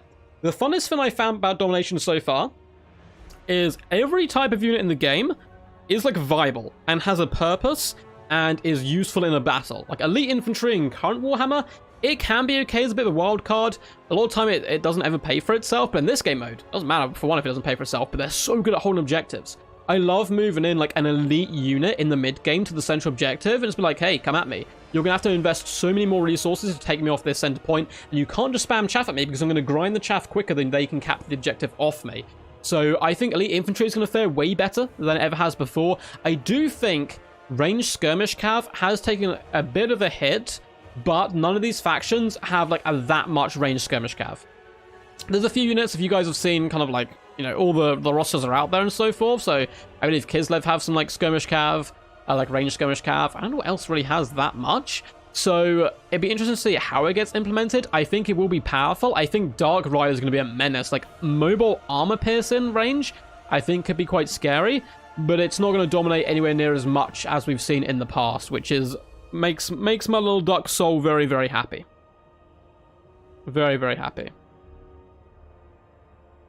Oh, we see some Tzeentch fire in action? Oh, for sure. Like, I'll hop in after this and I can show off Tzeentch. I think a lot of people have been asking about their chariots. Can Scarborough capture points because he can't fly? Ooh. Ah. Good question. I do not have the answer for you. I will test that out. I think he would be able to capture it, yes. He should be able to. Miao Ying can't. And neither can her brother. Because they have, you know, because they can transform to the dragon, yeah, they just can't capture objectives. Yeah, so I haven't seen too much of the mirror reflection stuff, but I have heard, I've been speaking to some of the lads who have early access about it. And I think, like, the Tzeentch flamers can one-shot themselves or something crazy. If you pop the mirror at the right time and all their shots go back at them, you can literally just, like, kill them and take them down. It's hilarious. Can you count flamers as ranged skirmish cav? Yeah, I mean, maybe. They're more like a hunting pack in a way, I suppose. They're not really super quick. But yeah, Skyline can capture objectives, glorious. Yeah, the flamers aren't super swift, so I don't know if I'd count them as skirmish cavalry, but they're a very good unit. I think flamers are going to be pretty scary in the meta. Yeah, I quite liked... I don't like how the Nurgle player played that. I mean, he was doing pretty good. Like, he did give up the Terracotta Sentinel early attack, but I really like the play of moving in and summoning the two Nurgle, like, the Plague Bearers onto the main objective and just winning that fight instantly. That was nasty stuff. So, I don't know, I think he had some good early plays.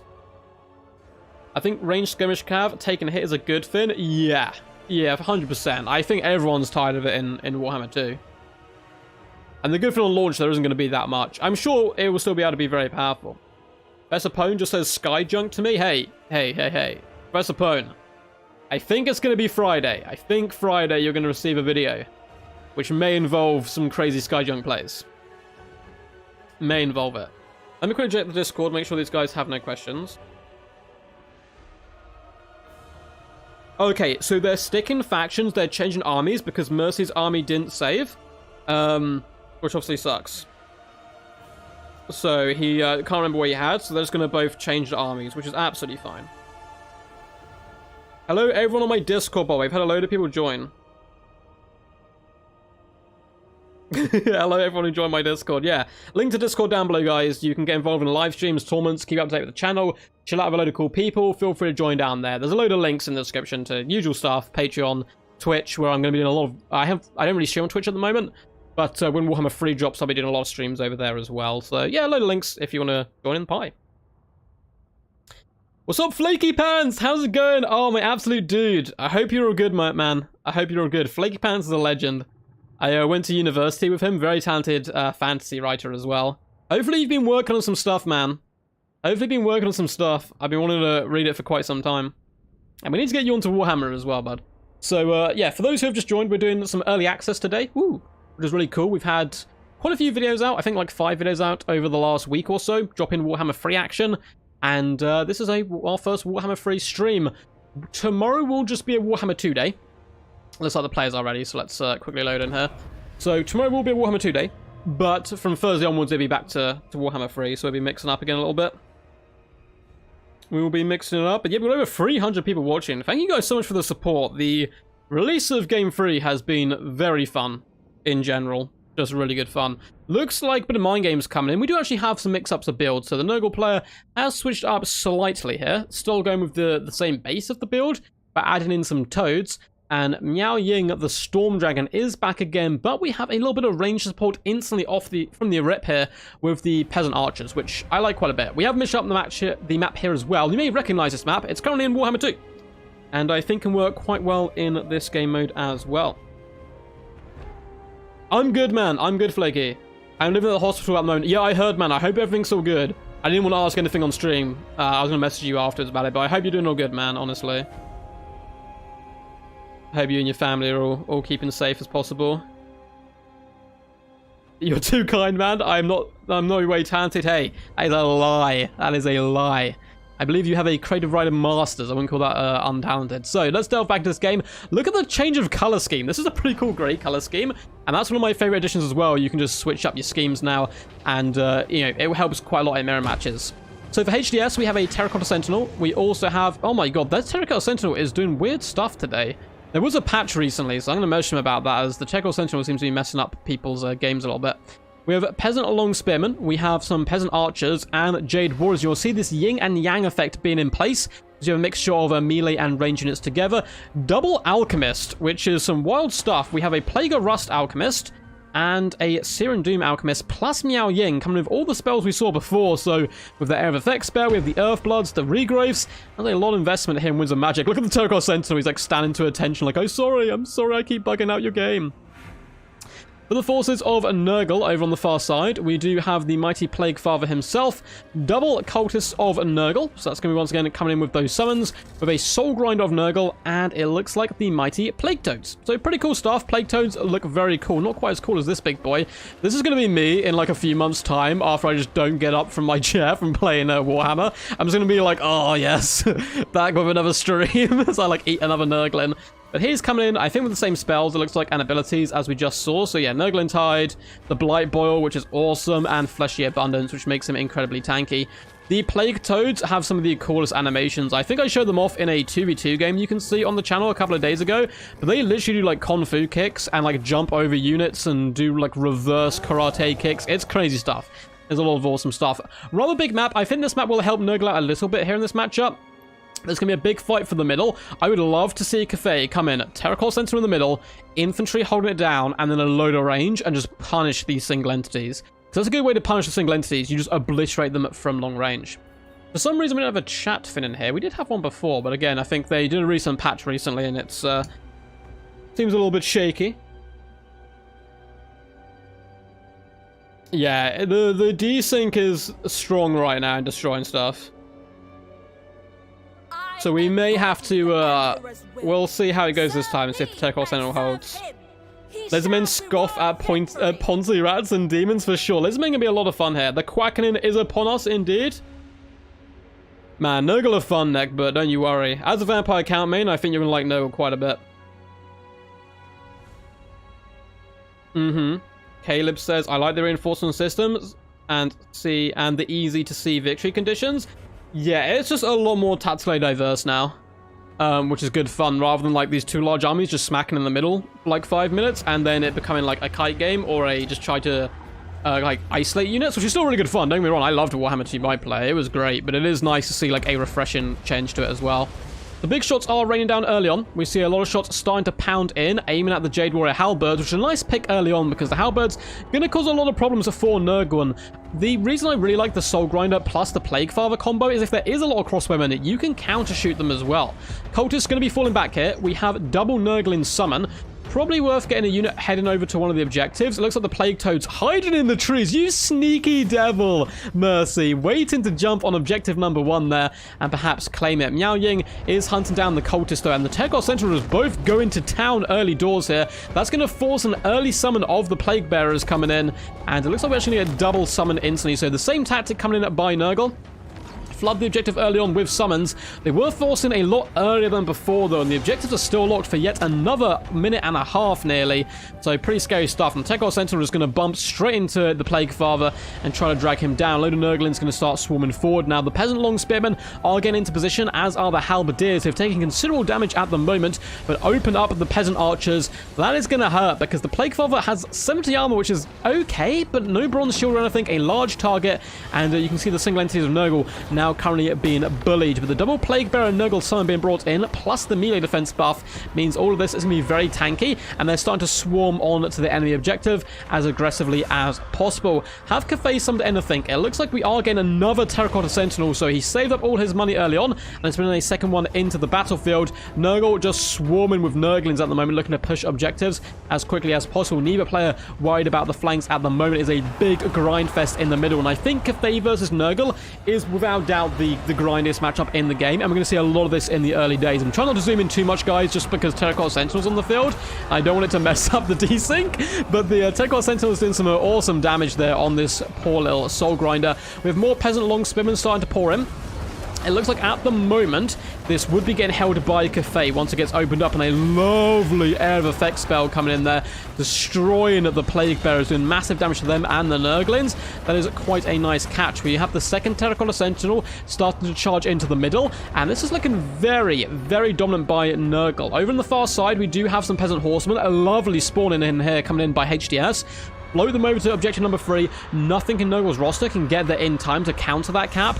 Plague Toads are going to be capturing objective number 1, though. We're getting a big fat Earthblood to go down in the middle by Meow Ying, I would assume. Oh, no, it looks like it's actually a heal coming in. A upgraded Fleshy Abundance makes it Air of Effect. Oh, that is disgusting. That is disgusting, the amount of healing you're going to be able to get on that. That's a very expensive use of magic, though. Double Terracotta Sentinel are holding the central objective. We do have Nurglings swarming. Currently, it is now being capped by Nurgle, so that's been switched around.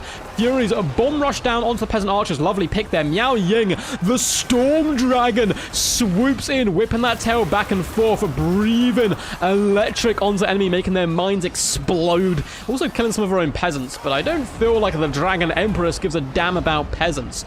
So the middle objective is currently being just about held by Nurgle. We do have one Alchemist being forced off. The Plague Father is very healthy, and there's just so many Nurglings on this central objective, and now Nurgle doing the right thing, go after the enemy infantry and just claim that objective. The Mighty Soul Grinder is looking quite beat up. In the distance, we have a bit of a fight on our hands. It has currently been held by Nurgle here, and we have the Plague Toads. Look at them go. They just do these like backflips and stuff, and like karate kicks. It is really some crazy stuff, and they should be quite comfortably able to drag down the Peasant Horsemen. No! No! Man, we had like 3 games off the rip, which was good. And then bam, 2 desyncs in a row. I don't know what's happening. I don't know if it's the Sentinels in play. Maybe we're just ban Cathay for now, because they seem to be the units which were bugging stuff out the most. That is so upsetting. We never got to see any awesome crane gun action in this game. Oh, that breaks my little duck heart. That really does. Oh, that sucks. Which faction in Total Warhammer 3 would you say is the strongest so far? I'm not sure. I'm not sure. I think there's a few. I think it's honestly relatively well balanced. There's 1 or 2 I'd say edge it now. I'll probably do a video on it at some point as well. Rip, yeah, rip.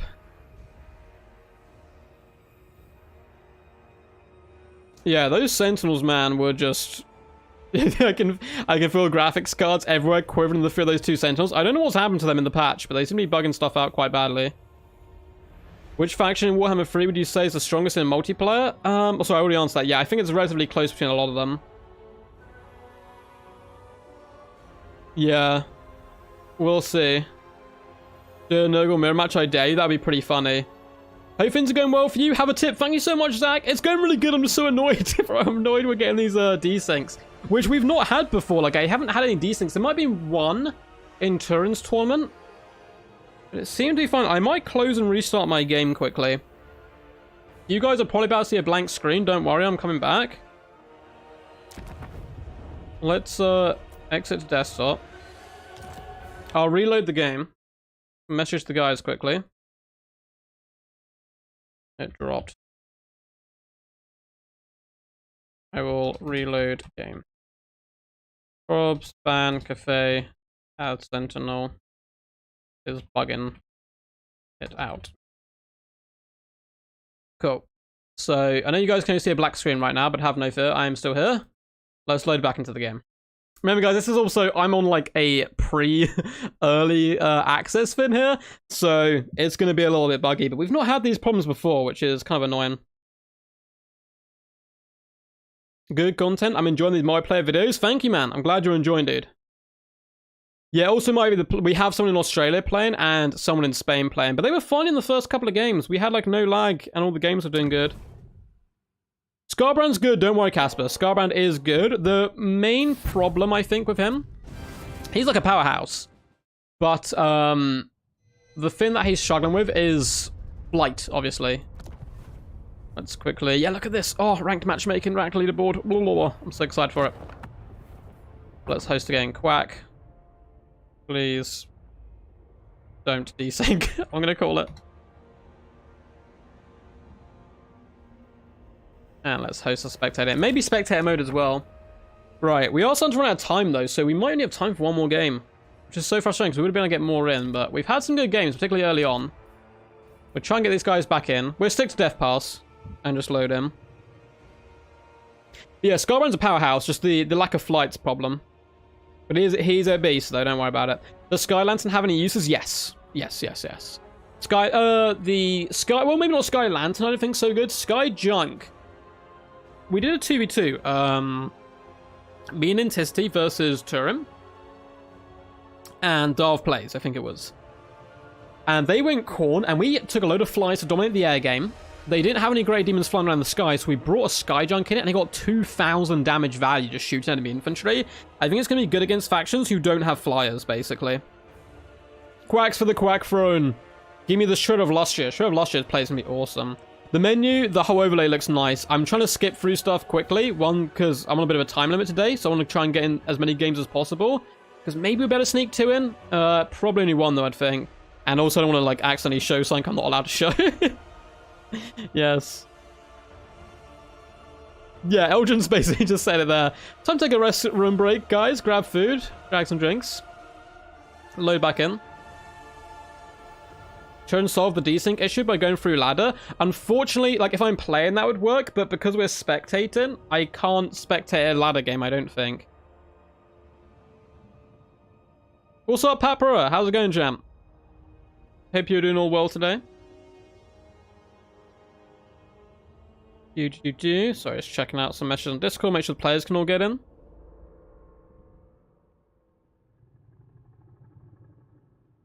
And let them know.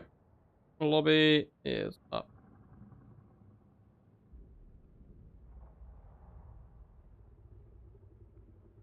Buttons Mark also asks here, I think you were in chat as well, how do I gain rank in the Discord server? If you want to become a Royal Dark Guard... Oh, we're still fighting. Oh. I cannot join.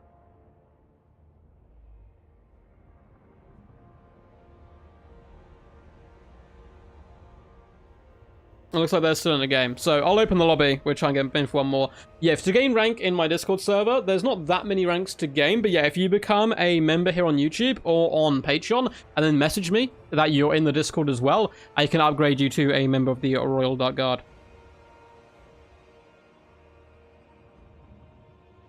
Okay, Mercy says he thinks he was going to lose the game anyway, so he's quickly going to concede and we'll hop into the next one. So let's get back up to glorious chat so I can see your beautiful faces. Kind of funny it's called Sky Junk, yeah. It is a little bit. It is a little bit.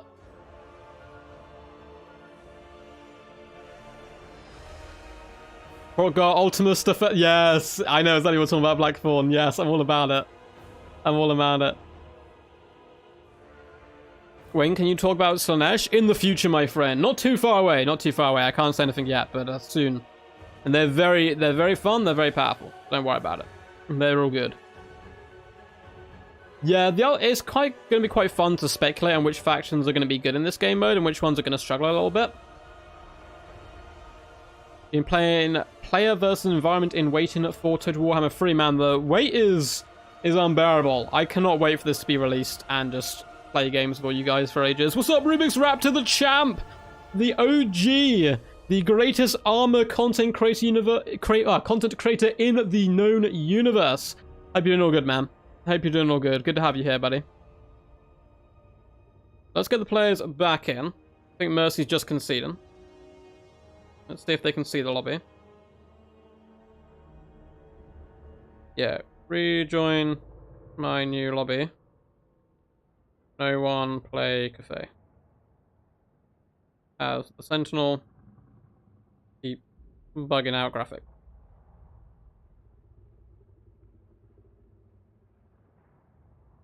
I think that it causing the problem. But did we have a Sentinel earlier on today? I don't know if we did. So we'll see. We get one more go. If it doesn't work, guys, at least we got a couple of cool new lobby. Here's up. Oh, they're already in. So I think that's what the problem is. I think that's what it is. But hey, we got quite a few good games to start with. It's been a good fun stream regardless of the problems we've had with the last two games, sadly.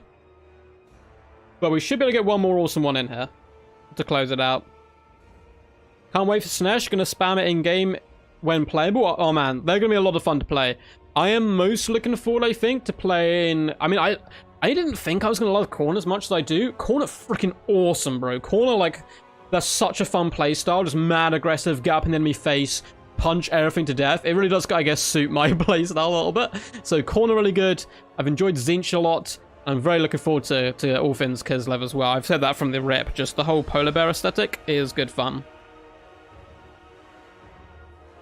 You don't see Britannia doing good in domination? I mean, they've got the best cav and mobile, like, hard-hitting units going to be good. Yeah, holding objectives may be problematic for them. I have a very important question, says Awesome Play. What is the possibility of us seeing a Nurgle mirror match? I think most of us agree this will be a ton of fun. Chat, do you agree with Awesome Play? Is this what you guys are all secretly waiting for? Dominique says, is anyone else worried Total Warhammer 2 be the better game? I am not in the slightest. I'm not gonna lie. I've just been really enjoying the game. But hey, I could be biased because I'm playing it right now. And I know people have got like a lot of concerns and worries as they do on any new release. But, because, you know, people haven't been able to play the game yet. It took me, like, I'd argue, like, 2 or 3 games to get into Domination. Like, I started playing it, I was like, I don't know if I like this, or, like, don't like this. And then, after, like, 2 or 3 games in, I was, like, addicted, and I was like, oh my god, I never want to go back. This is the greatest thing. So, you know, it'll take a while for everyone to get the hype and stuff.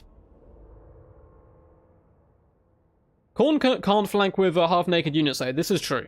This is true. I think high micro players are going to like Snesh quite a bit.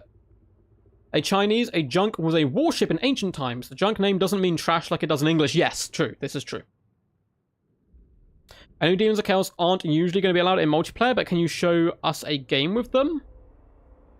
I don't know if I'm allowed to or not. So, because it does show off other units. I think it's allowed, yeah, but this is probably going to be the last game, I'm afraid. What is ambush mode? Oh yeah, ambush mode, you can just play like an ambush battle. Right, 2 seconds, guys. My phone is on 1% battery, so I'm going to leave... Zach in charge. Zach, you're in charge for the about 30 seconds it's going to take me to grab my phone charger. Be right back.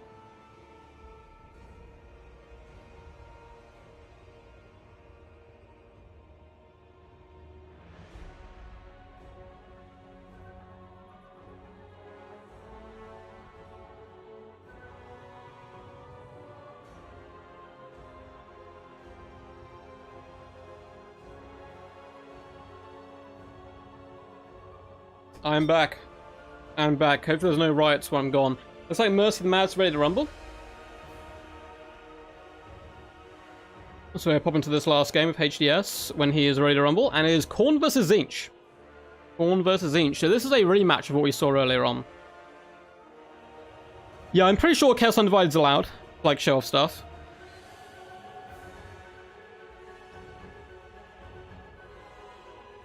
I'm pretty sure that's all allowed. Anarchy, yeah, it was anarchy. I was gone for 2 minutes and all there is anarchy. All there is death. All there is carnage. I can't wait for custom rules or balance pass for Demon Undivided that can bring them in multiplayer. I think that is definitely something which could happen, particularly in pitch battles with like fruit rules and stuff. Luckily for, I mean, new players in particular, I don't think, at least with these factions we have in the game right now, I don't think Domination needs like any rules, which is really cool.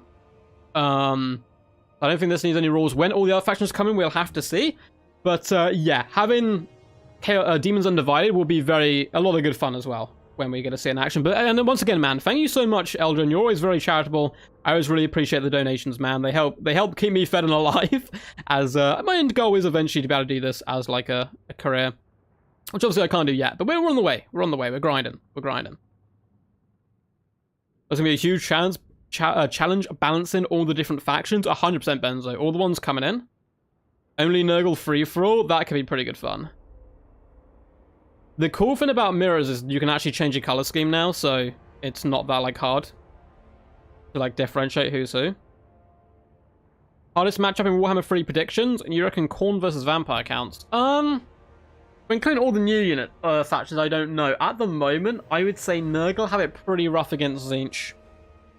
I reckon that's a pretty rough one currently in game, because Tzeentch just has so much dominant long-range firepower. Let's check out the builds, Bob. I don't know why I'm hiding the builds from you guys.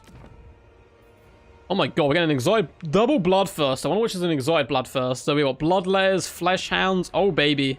This is a juicy build. Mercy the Mad Lad. Oh, it's double Soul Grinder. Hell yeah. Someone in my comment section on one of my videos asking about Soul Grinders as Tzeentch and asking if they're good or stuff. This is a really deadly combo. The double Soul Grinder can do a lot of work. Can we see what items and stuff they've taken? We can. Ew, that is cool. Very limited stuff. Just Pendulum on Fate Weaver. I don't think I'd bring Fate Weaver then. I think I would just bring the basic Lord. It looks like the players are ready. So let's hop into this because we're running out of time. So we'll do this last game and then we'll call it there, I'm afraid. Hopefully no desync. Those last two games desyncing has broken my heart a little bit. Any plans on CA's part to promote Warhammer 3 tournaments in the future? I mean, I don't think even if I knew I'd be able to say stuff about that, but I don't know like anything about CA and hosting tournaments, or if like they promote tournaments. If you mean like a channel or something to promote them, I think personally I'm going to suggest this to CA. I don't think they'll be able to do it, but I think they should create a esports Total War website just for my player. Not website, sorry, YouTube channel, and like once a week have a cast to go on. And like cast games for them, or like cast 1 or 2 games a week and have 1 tournament a week on there. Small prize pool, have Turin featured on there, have Darth featured on there, have myself featured on there. I think it'd be really cool. But I do know Turin is actually creating a Total War esports website, so I think that's where we get a lot of promotions on tournaments and stuff. My mindset is more a penny for your thoughts. Thank you so much, dude. Honestly, man, I really appreciate it. You're an absolute Chad. You've donated so much today already. I really do appreciate it, bro. You're great. If I pre-order Warhammer 3 1 day before launch, you still got ogres? Yeah, for sure. You'll probably better get ogres like for the first couple of weeks. And Mercy says he thinks he's made a mistake. That's okay. Domination might actually get me into multiplayer. I've seen a lot of people saying that. I've seen a lot of people saying that. People who haven't played it before, liking the looks of it. So we have an exiled Bloodthirster up in the skies, coming with the mobility of his second brother, the other Bloodthirster. So double Bloodthirster, pretty spooky stuff. And then we have some Bloodletters of Khorne. We also have some Fleshhounds of Khorne and more double Fleshhounds of Khorne on the right-hand side. Oh my god, I thought there was a desync thing popping up. I just gave myself like a little heart attack, but it looks like the battle's just started. For the Forces of Tzeentch, we have double Soul Grinders. So these bad boys need to use their long-range attacks, and they can really do some big, like, disgusting damage to those Bloodthirsters. If you can protect them. We also have Forsaken of Tzeentch, we have Pink Horrors of Tzeentch, and we have Fate Weaver, who instantly lands, knowing that he's against the Bloodthirsters in the sky. He's going to sit down here and vibe. Only Pendulum on him, though. I mean, I guess he's very cheap for a Lord that way, and he can still do really good damage up against all the enemy infantry. Soul Grinders do launch up their big Kobe's and they unleash hell, and they actually do clip. Only like a quarter of the shots hit, and the Exiled Bloodthirster got slapped up hardcore style, taking considerable damage there, and it's going to actually try to use the terrain there to try to give a bit of distance between the range shots and you know, their targets, which is really good. Is this game worth buying? I don't want to like like sway anyone's opinion or do anything like that. Just if you guys enjoy what you see, I'm sure you guys can make up your own mind. You know, I don't want to be the guy to be like, oh, get this or don't get this type thing. So Stone Grinders are going to continue to fire now. They are a little bit isolated here. Oh, they do so much damage, though, to that Exiled Bloodthirster. They need to get the hell out of here and get some support. Get those Pink Horrors coming in. Get the Fate Weaver over here. And because otherwise, the Soul Grinders don't want to fight this in combat. They will get slapped hardcore style. And, oh my god, that lovely breath like animation coming in. Big old slap, though. Like, the Soul Grinders will fight back, but it won't be good for their health, is what I'm saying here. Fate Weaver is moving in, and it looks like we have Forsaken being pulled in. The Hounds are continuing to push. We do have Pink Horrors of Tzeentch trying to fight. We had some trying to take the high ground as well to rain shots down in from the skies. But the Flesh Hounds of Khorne are going to be nibbling at them and taking them away. So really early good pressure, dominant pressure coming in from Khorne here. The Bloodletters as well are carving their way through the enemy. Pink Horrors of Tzeentch getting jumped here by the Flesh Hounds, doing some pretty juicy damage here, flinging them all around the place, which is good to see. Loads of explosions coming in. So I think did we get a Pendulum come in there? Maybe a Pendulum coming down on the Bloodletters there doing some damage. The two big Bloodthirsters though, you don't fight Bloodthirsters in combat. They will beat pretty much any single entity. I've seen this work against the Double Terracotta Sentinels as well. They just slap so hard. So if the Soul Grinders is going to fall back though and use that ammunition, they're going to be in a great position. It does look like the Exiled Bloodthirster smells duck in the air, and he wants to be going after Chaos Fate Weaver here. But he decides to actually fall back and maybe tank down some of the Soul Grinders, realizing how much long-range potential they can do, because the Bloodthirsters are taking a lot of damage, and almost all of it's been done from combat. Forsaken being pulled into the middle here, trying to drag their way through the Flesh Hounds, but Flesh Hounds actually kind of large, so the anti-kind of infantry damage from the Forsaken isn't going to help out too much, but Forsaken do seem to be getting ground down a little bit already. Soul Grinders are currently surviving, but they've once again been isolated. If this guy's in guard mode, he might be able to launch some shots downrange onto the Exiled Bloodthirster. Do we have any big reinforcements coming on either side? Well, we have some Bloodletters of Khorne taking Objective 1, which I like quite a bit. No one is currently going for Objective 3, but it looks like Tzeentch is massively on the back foot. That was a horrendous start, unfortunately, for them, with both the Soul Grinders looking like they might go down here. Fate Weaver's even going after the Bloodthirster, really trying to bring the pain. Big Fat Pendulum going to go down on the Hounds. Unfortunately, they were well dodged, well positioned as well to avoid the most of that carnage. Soul Grinders are continuing to fight, but I don't think they are going to be for that much longer. Look at the Bloodthirster go to work. Blood for the Blood God. The Flesh Hound's been left to finish off the scraps. Looks like the Soul Grinder has become unstable and starting to dissipate here. We have Pink Horrors coming, which is a nice counter to the large threats, but you need to protect the Pink Horrors from this amount of Hounds, and that's why it's such a nice combo for Khorne to come in with the large entities and swift moving infantry like the Bloodletters and the Hounds. Now, the Soul Grinder, one down, one to go. Fate Weaver is running away. He is relatively swift, so he should be able to get up in the air and hopefully escape these guys. But the Pink Horror's getting jumped right now by all the Hounds. We do have Objective 3 about to be claimed, though, by some Forsaken. Nice play there by Mercy, trying to get objectives where he possibly can. And he's going to start pressuring Objective 1 as well. So, though his main army's being defeated, he's still going after these objectives. And we're about to see a clash of blades from the Forsaken of Tzeentch up against the Bloodletters of Khorne. This is about to become a grind fight. Let's go! And the Bloodletters should win this handily, I would think. They got decent AP to break through Tzeentch's armor. You see they've already lost their shields and they're catching up quickly on that HP there, though the Bloodletters are taking a load of damage as well. I still think, yeah, they're starting to take the lead already, so this Forsaken will be going down there. Fate Weaver is desperately trying to escape. The Bloodletter is hunting him down. That mighty axe just looking to cleave his back open. Fate Weaver probably wants to get in the sky and kite that way, I would think. Pink Horrors have been pinned in by the Hounds. A lovely Pendulum about to come in, though. That might be able to get a 3-for-1 here. That might be enough to break all 3 units. You can see their leadership is suffering quite a bit. Pink Horrors as well, supporting their Pink Horror brethren. We're about to lose triple units there for Khorne, which is quite a big loss because elsewhere on the battlefield, they're performing amazingly here. Bloodletters still haven't actually caught the central objective yet. You can see it slowly turning there. Big Beam of Death is going to go down on the enemy, but looks like Khorne will be able to claim that objective in a second. Fate Weaver is already starting to struggle, and the Pink Horrors likewise are being run over.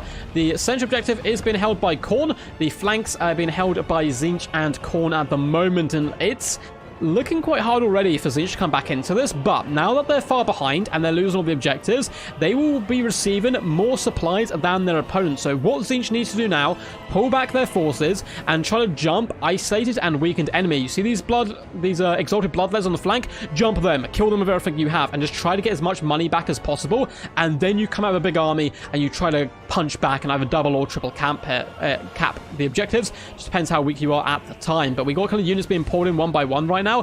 Forsaken going over, they're just going to get killed. The exalted bloodletters do not give a damn about Forsaken, as you can see here. Already up to 34 kills, barely taking a loss. These models also look pretty damn badass. Look at this. Oh, they just look horrendous, but in a good way, you know. I'll actually push them out as well to face the enemy a little bit. But this is about to be capped here by the force of Khorne, and that will be a triple cap, which has been pretty devastating stuff. Now, Pink Horrors are laying it on thick here to the Bloodletters of Khorne, doing some nice damage. The Hound play has been very scary. Likewise, the double Bloodthirster in the skies is quite spooky. Exiled Bloodletters are about to cap this objective, and that will be a 3-0 cap. Devastating stuff in the early game here. Pink Horrors of Tzeentch are unleashing shots onto the Bloodthirsters, who are both not that unhealthy for this point of the battle. I mean, the Exiled one is getting a little bit low. Looks like Bloodletters do get eviscerated by the Pink Horrors on approach, but they are not able to stop the Bloodthirster as well, and the Hounds all coming in. Pink Horrors laying on thick. On the right-hand side, we do have a summon of Forsaken. Looks like double Forsaken looking to push Objective 1, trying to get his way back into the game. But there is now a Blood Shrine of Khorne. Rock and roll, baby! Charging into the Forsaken, doing some glorious work. I love the guys dangling off the front. Just having a whale of a time, honestly, and it's going to be spinning, twirling around, crouching Forsaken under the wheels of the mighty greatest, I'm going to put it out there, the greatest Chaos God, the mighty Khorne. At least that's what he'll have you guys know. And the good thing here about the Blood Shrine, it's just an anti-infantry armor-piercing killing machine. So all these Forsaken, which have been brought in by Mercy to try and push and cap objectives, it is the perfect counter, which is a really nice reinforcement there by HDS. And the Bloodthirsters up in the skies are causing all kinds of problems. Now we have Pocket of Strength for Tzeentch here. Pink Horrors coming in. A decent portion of them there. Maybe wanting to push the exalted blood letters on the sides. Man, it's going to take a little while for me to get used to all the new spell names and unit names and stuff. But some more Forsaken, so Mercy is really on the back foot right now. This is the most dominant game we've seen so far on today's stream. Skull Crushers of Khorne have been brought in, looking to bring a little bit more mobility to the battlefield. These are horrifying demons being ridden here by the Warriors of Khorne, and that's going to be quite scary to all the Pink Horrors. Looks like they are going to float out over to try to deal with the exiled bloodletters. They're certainly going to get pinned in place by the enemy cavalry. I'll even move up the Flesh Hounds as well, get a real nice big surround here and try and crush Mercy once and for all. Exiled bloodletters are taking big damage though. You can see the Pink Horrors certainly mean business. That HP just dripping off that bar there. Oh, that's some disgusting stuff.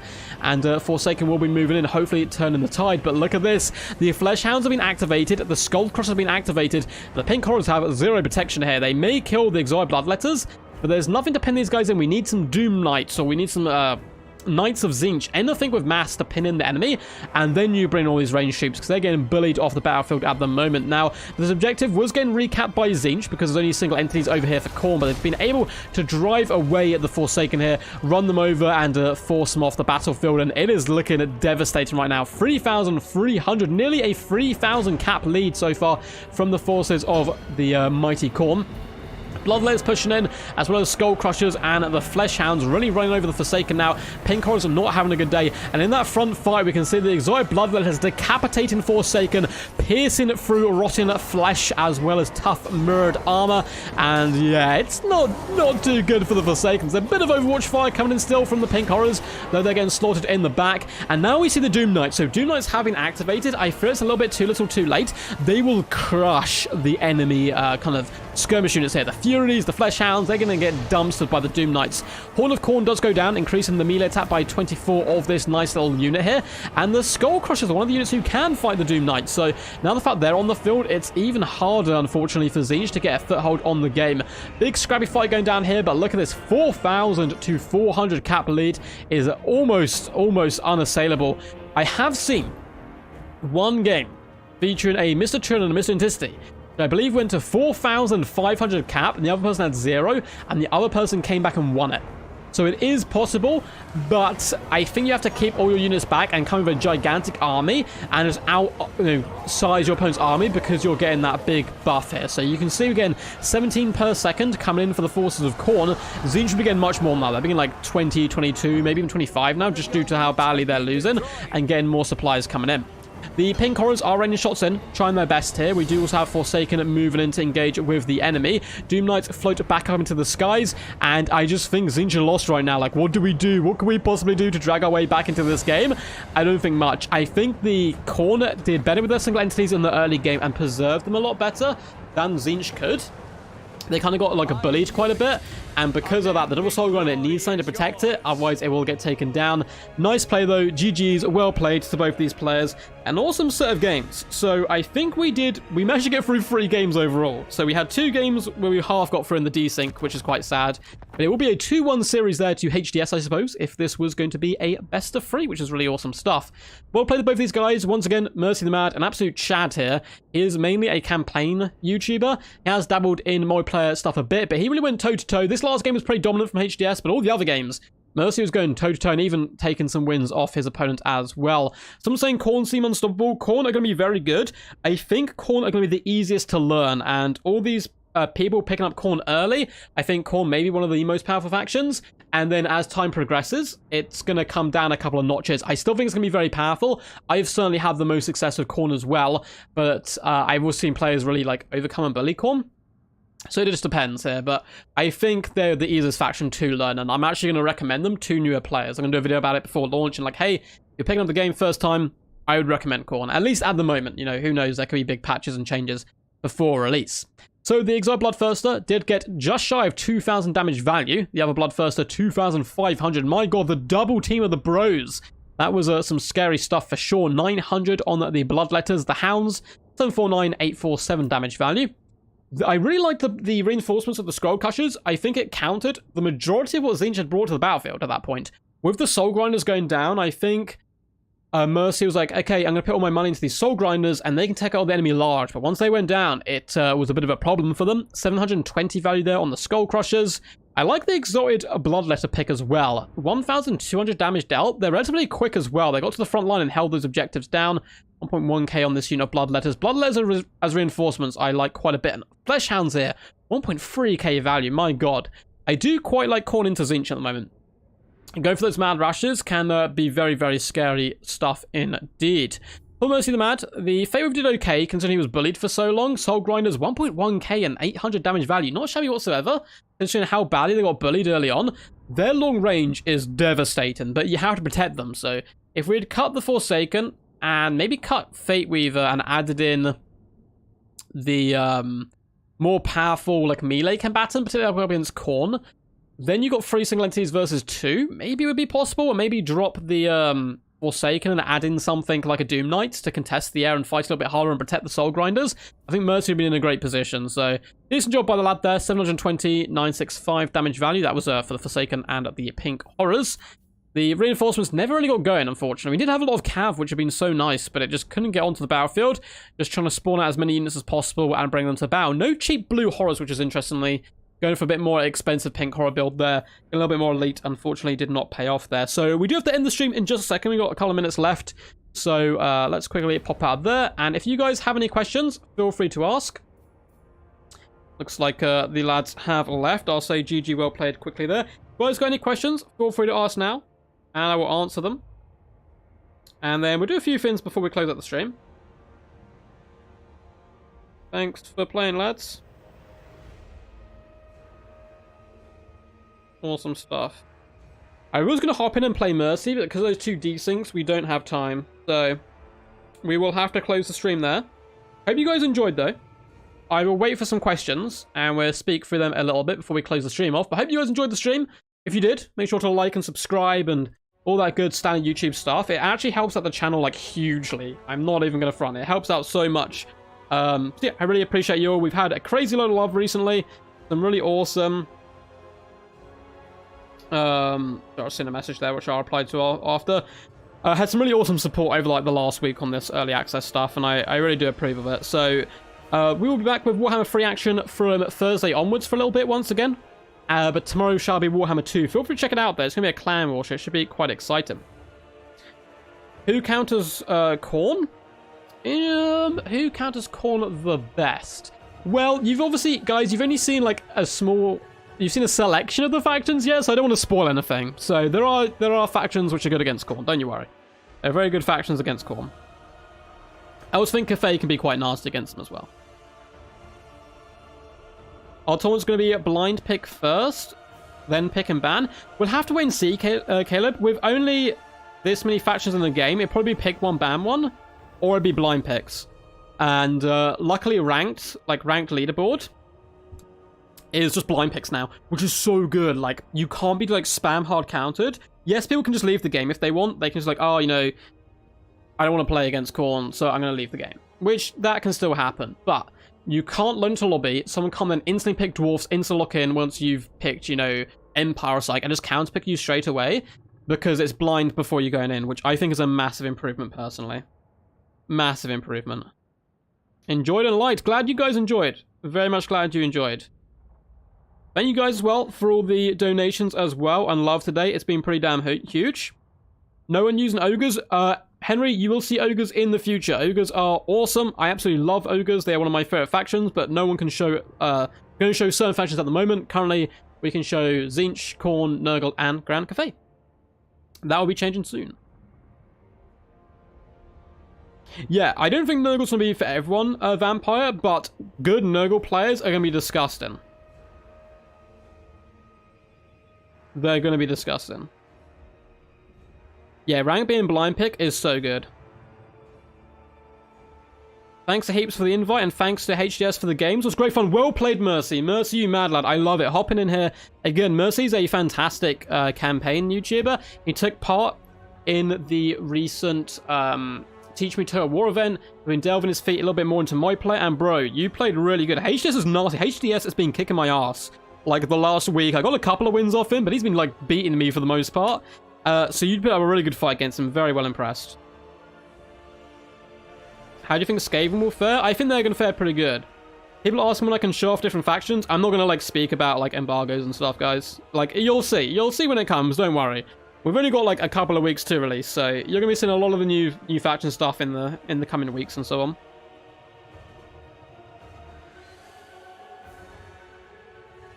This is why I think tournaments being blind or winner pick one, ban one, or two seems really cool. Yeah, I think being blind would be really cool. Hey, Tayin saying love you, Mercy. For sure, man. We all love you, Mercy. Honestly, you put up an absolute scrap. Very impressed. So before we close it out, guys, if you have more questions, please do leave them in the comment section underneath. I've been trying my best like to reply to as many people as possible, and I will keep that going basically into the future, particularly with this Warhammer 3 stuff, just because I'm so hyped. So very quickly before we go, I'm going to see if anyone else is streaming right now. And if they are, we can go on a little raid. Now, the way I do raids is we go over there and we start demanding bread. We demand bread and bread for the bread gods. And it looks like Dame Offensive is streaming. She's probably streaming. She's streaming some Warhammer 3 content. So, let me quickly link you to her. Here's a link to Dame Offensive. She's currently streaming some Warhammer 3 content. So feel free to go over there, share the love, yell quack as much as possible, demand bread. She has it. She's going to tell you she doesn't have bread. She is lying. We demand the bread. So let's go over there, do a little raid. I'll meet you guys over there in a second. Would you hold a mixed tournament with domination, land battles, and maybe underground battles? Major Mill, I've considered doing best of 3 tournaments where round 1 and best of the first game, the second game of domination. If you were tied, the third game would then be a standard land battle fight to the death. The problem is we'd have to start the rules for that, but it definitely is a potential. How do you like being a bug tester with other streamers? Yeah, I've run into no problems, and then we have 2 desyncs in one stream. I think it was the Terracotta Sentinel bugging out the game, so I'm going to message them about that now anyway, and hopefully they can get that patch and stuff, so... yeah, awesome. So hope you guys enjoyed. Once again, massive shout out for the love. It's been crazy over the last like week or so. Hopefully we can continue that into the future. So until next time, guys, peace, and as always, stay awesome.